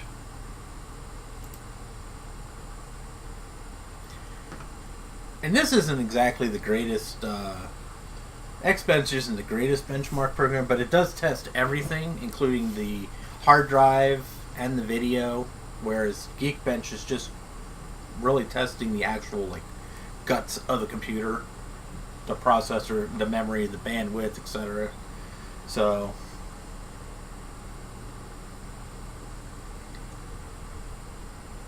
well, you can find G5s that work without issues a lot of places. The biggest G5s that have issues, Christian, is the liquid cooled systems. The LCSs leak like crazy on the dual 2.7 and the 2.5 quads. They're the worst. The G5 in general isn't a terrible machine.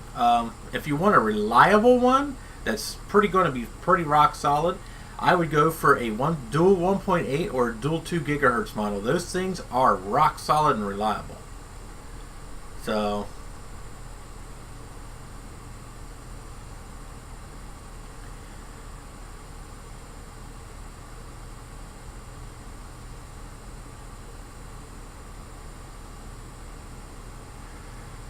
yeah, I'm sorry to hear that, Trina. That was a good deal. $100 for a quad.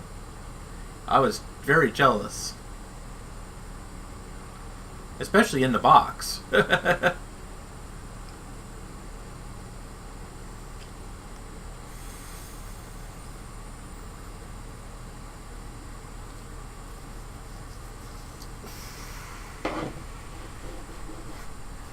That's a machine I definitely would like to get my hands on one day.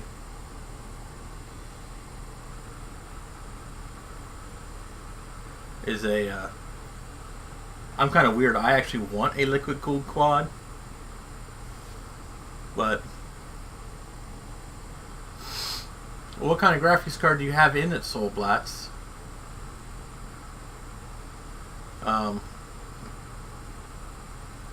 I have a Radeon 9650 in mine, and I'm telling you, that is an awesome card. That's probably one of the most powerful cards you can get on an AGP. 256 megs of memory. I mean, that freaking thing flies. And I use it as a freaking server.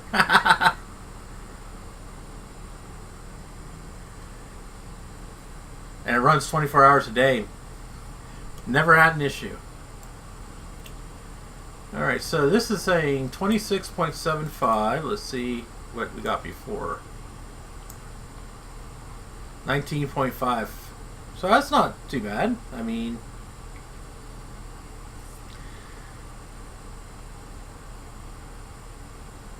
so part of the improvement is, see, we still have 1 meg of cache, L2 cache, but it's running at 300 megahertz, whereas the old processor was running at 225 megahertz. So, and you can see, oh, we had a 7400 before, I'm sorry. So, we have a 7410 now. So, yeah, it's definitely an improvement.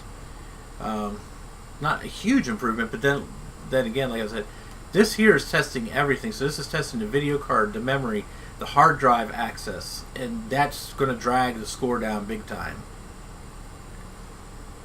So, but like on the CPU test here, we went from 24.74 to 35.06. So right now we're running at 3.01 million operations per second, whereas we were running at 2.24 million operations per second last. So that's a pretty good boost. This is probably where we're going to get the biggest improvement. The rest of the computer is not really going to improve much, although we did get some memory improvement. Not a lot. I mean, we went from 17.8 to 19.6, and this is on a scale of 0 to 100. It considers I think a G5 dual 2 gigahertz 100. So, so we did get a little bit of a memory boost. Nothing serious. In terms of graphics, yeah, minor improvements. Nothing serious. Once again, it's just because it can process more. Now, we did get a pretty good boost on OpenGL. We went from 36 to 49, so that's pretty good. In terms of disk test, that's not going to be that much improved. 39 to 41, yeah. I mean, we're just running a standard old IDE hard drive, 7200 RPM, so, I mean, this isn't really going to improve much. So, oh my god, GeForce FX 5200, ew. Oh wait, which G5 do you have, Soul Blast? Because that's a PCI Express card.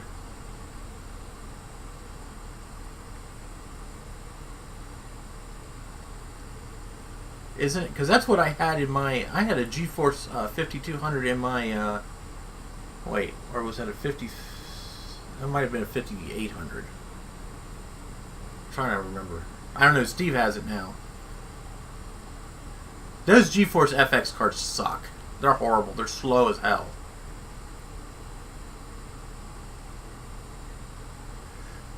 ATI card with a TV. Oh, an ATI TV Wonder. Those are actually cool cards. I used to have that. I used to use those. They're great cards. So, well, there we go. So we did get some. We did definitely get some improvements here, without a doubt.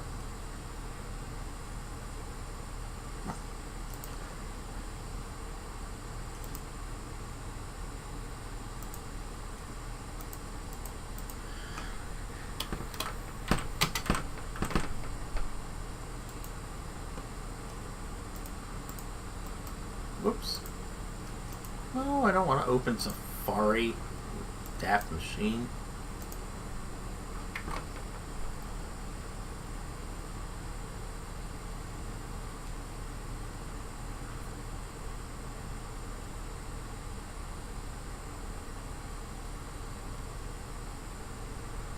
Okay.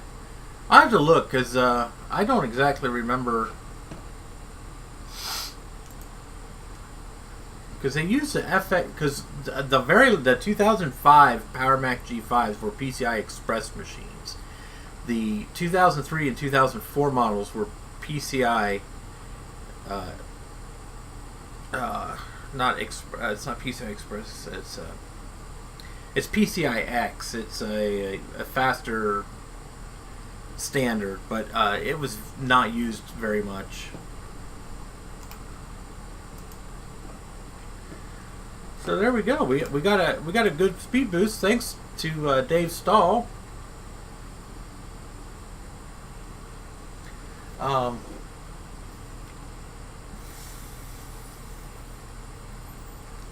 We got the cube up and going faster. So now we go to I think now we'll do the SSD upgrade in it. And I do want to definitely want to put a fan in it. And I will tell you, it is running cool. It's actually running cooler now than it was. Because before the air coming out of here was ridiculously hot. Where's my thermometer at? Where's leaving? Oh, there it is.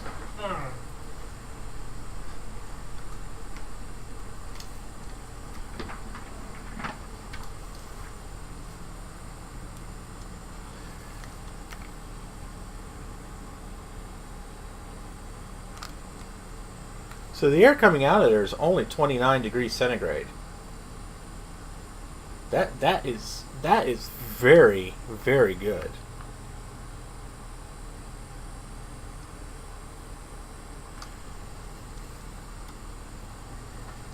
Yeah, 30 degrees coming out of the top of one of these things is actually really cool. I'm just curious. Let me I want to load up Geekbench one more time. I want to put this thing under load once. And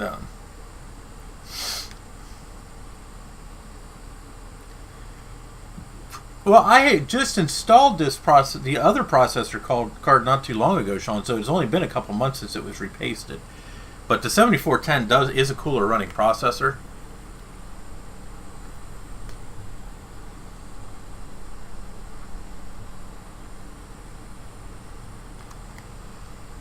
Yeah, even under load, it's only running at 32 degrees. So that's pretty impressive. Because I think it was running about 50 before. So that's not bad. I can deal with that.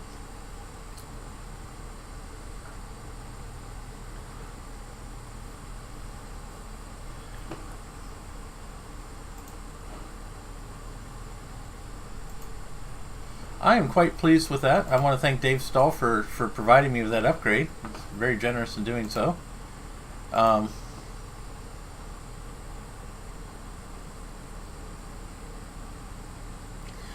Yeah, well, I know the 7410. I think they use the 7410 in the G4 laptops, at least the earlier ones, like the iBooks.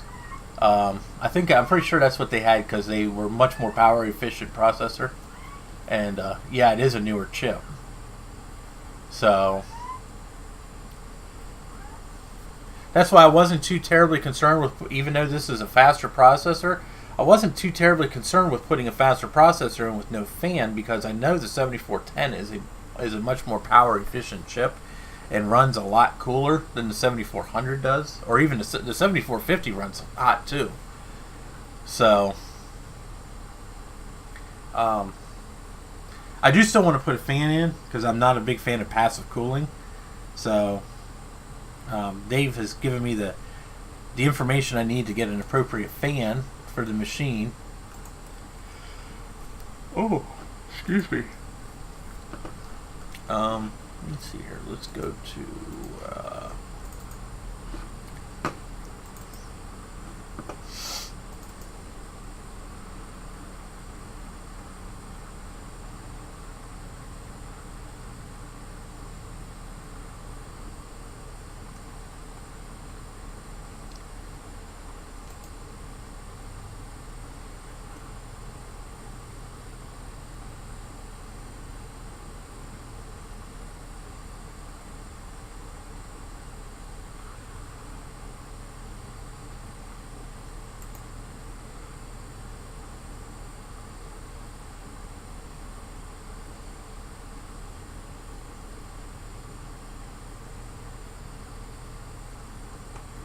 Yeah, I definitely want to install a fan.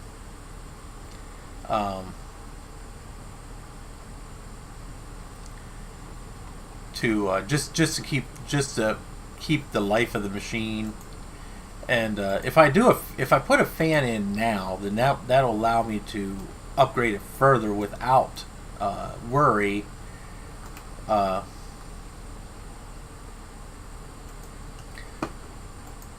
to something better in the future. Um, However, I know that if you get too crazy with these machines, you're going to have to put a new voltage regulator in. The voltage regulator is not equipped to handle a real fast processor. So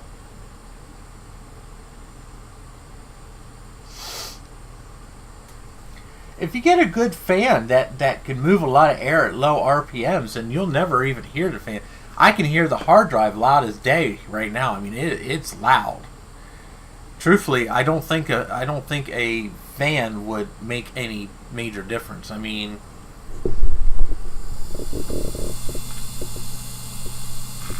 I'm sure you can hear the hard drive in that thing. It's pretty loud. So,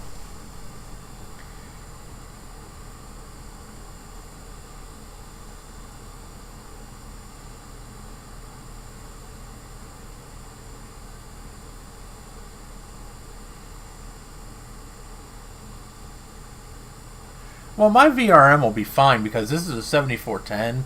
So this is actually going to use less power than the VRM's rated for, but that's going to be something I'm definitely going to be upgrading eventually.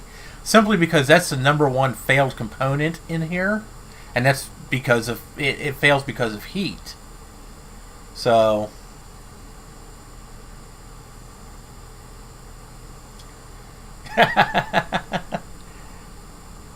yeah, I've never actually used one, but I heard the Be Quiet fans are very good.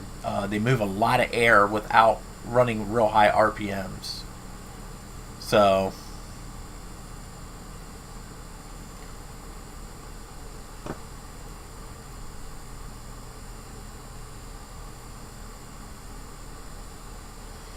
yeah, well, unfortunately, the trash can needs a bigger fan because they suffer from a lot of thermal issues.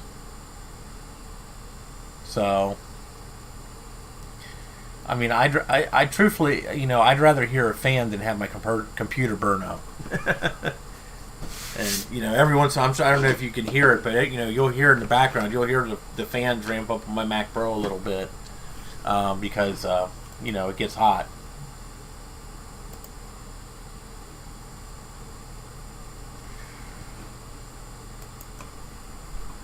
So, Dave, are you running the original voltage regulator with that upgraded with that 1.2, or are you waiting for a better one yet?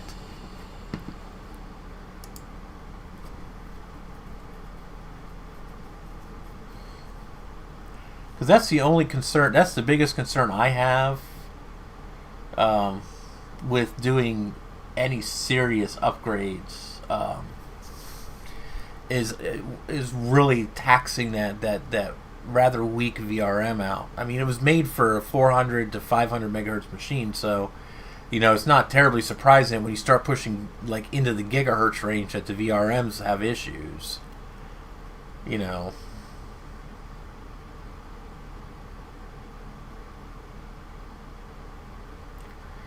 I don't think putting a heatsink on the VRM is going to make a lot of difference because there's not really any airflow around the VRM. That's the biggest problem. So yeah, I'll get a Dave sent me an email with the specifications I need for the fan. I want to try one of the Be Quiet fans. So because I like the idea of having a fan, but once again I want to I want to try to preserve the aesthetic of the machine, and having a loud ass fan in there just ain't doing that. If I can find something that's really quiet, then it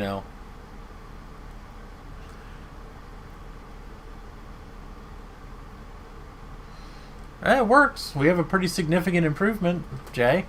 Thanks for showing up.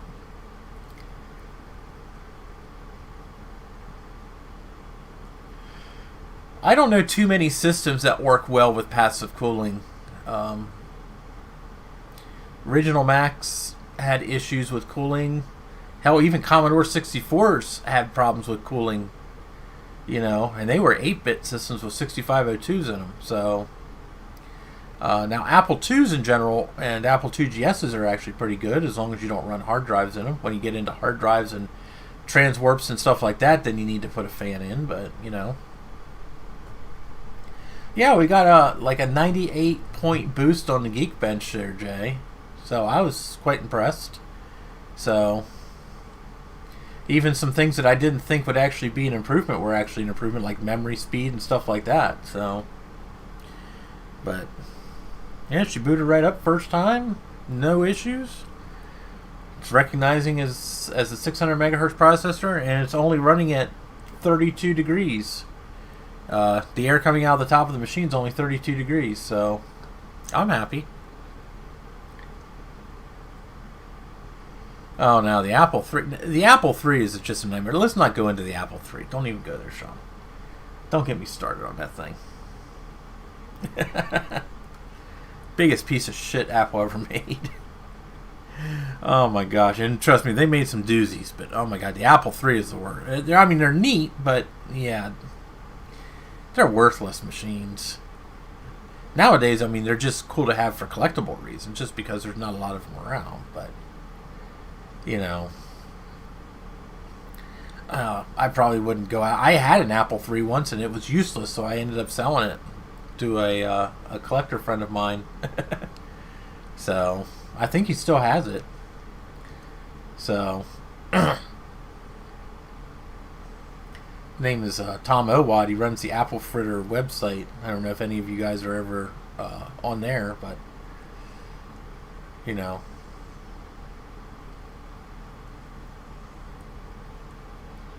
yeah, they look great. They are fast. Don't get me wrong. They are pretty fast machines. But in terms of like general usability, I mean, they were made to be business machines, straight up. And, so they can run Apple II software and emulation, but they only emulate a 48K Apple II Plus. They won't emulate anything else. So if you want to run Apple II software, it has to be made for a 48K Apple II Plus or less. So that really limits your software choices, But, I mean, if you're lucky enough, like Steve, to have an Apple III with a profile hard drive and the actual monitor 3 and everything, I mean, great. I'm glad, It's great to look at, but it's not really much use otherwise. So, yeah, Tom's been running Apple Fritter since he was in high school. So, he used to run it from his house in Mount Wolf. And I think he lives in Carlisle now. So, if I remember correctly, he's not too far away from me. So, yeah. Yeah, I remember the first PowerBook he made out of bricks. I think it was a PowerBook 170. Made it out of Legos. That was the coolest thing. So,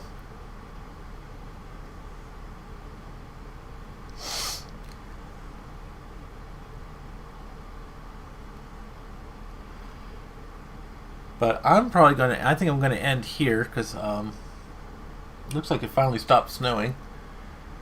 And I have things I definitely have to do today, which I'm not really looking forward to.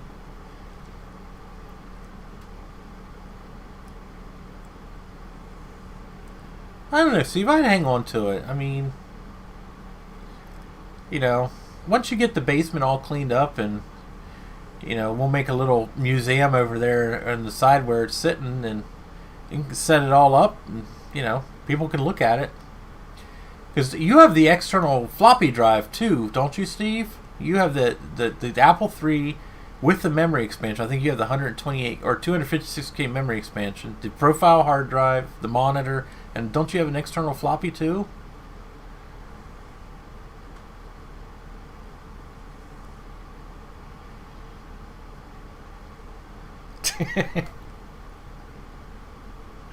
I hate to say it, but at 200 bucks a crack, you ain't gonna be buying too many shelves with $1,000.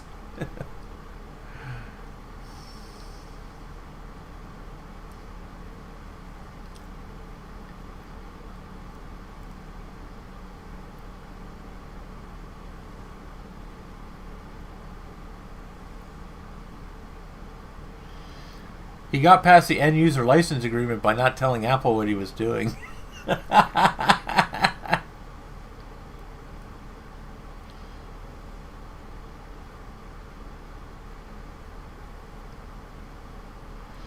Oh, okay. See, well, that's pretty cool. So, but yeah, I'm going to call it a day. I haven't eaten anything. I got up really late. Steve had me up till 3:30 in the morning. So, I was going to stream yesterday. I did finally get my new internet. Hopefully, the stream hasn't been cutting out or anything. And so I now have Comcast Business Class internet. So my upload speed doubled, if not more. So, and I don't have to worry about data caps or anything now. So I'm solid on the internet front.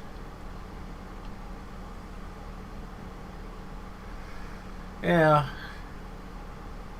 Truthfully, Jolt Tech, the version of Mac OS that he's running, Apple doesn't really give two craps about anymore. So, I mean, if you want to Hackintosh Tiger onto something, I don't think Apple's going to really care. If you want to Hackintosh Big Sur onto something, they might take exception to that. But trust me, they're not going to. I don't think they're going to bother copyright striking and suing Sean over a 15-year-old piece of software. So, you know. Good, I'm glad everything was good. So, but I'm going to cut it off here so I can eat something and go run some errands while it's still daylight. So, an Inspiron. Ugh. Joltech, if you want to do a Hackintosh on a computer, get a Dell Precision. Those things are basically the Mac Pro version, or the PC version of our Mac Pros. So, if you really want to do Hackintosh stuff, which I don't condone or I don't even mess with it, but I think it would be cool to do, that would be a machine to go for. So, yeah, Steve got the capacitors for my PowerBook, so hopefully I can get my PowerBooks fixed up and back in the next couple months. So, I think he might even do a live stream while he's doing it. So, but you guys all have a good day. Enjoy the rest of your weekend. As always, like, subscribe. If you feel frisky, more than welcome to support me on Patreon. The link is in the description. So, don't forget to say hi to Steve on Mac 84, Sean at Action Retro. But thanks for everyone coming. I appreciate it. Who all we got here now? We got wow, nice one. Sean, Dale McLaughlin, Dave Stahl. That special thanks to Dave Stahl for giving me the processors. Jolt Tech, Luke Davis, Steve from Mac 84, Mike Mullet, Retro Techie. He's another channel you got to check out is Retro Techie. He's got some pretty interesting stuff on there. Soulblatz, definitely Trina Conrad, and Zombie Geek. And I know Jay from the House of Moth was also here. Dana from Dana Does Stuff. All Mac Yak guys were all here too. So, you guys all have a good day, and thanks for coming. We'll see you next week, hopefully.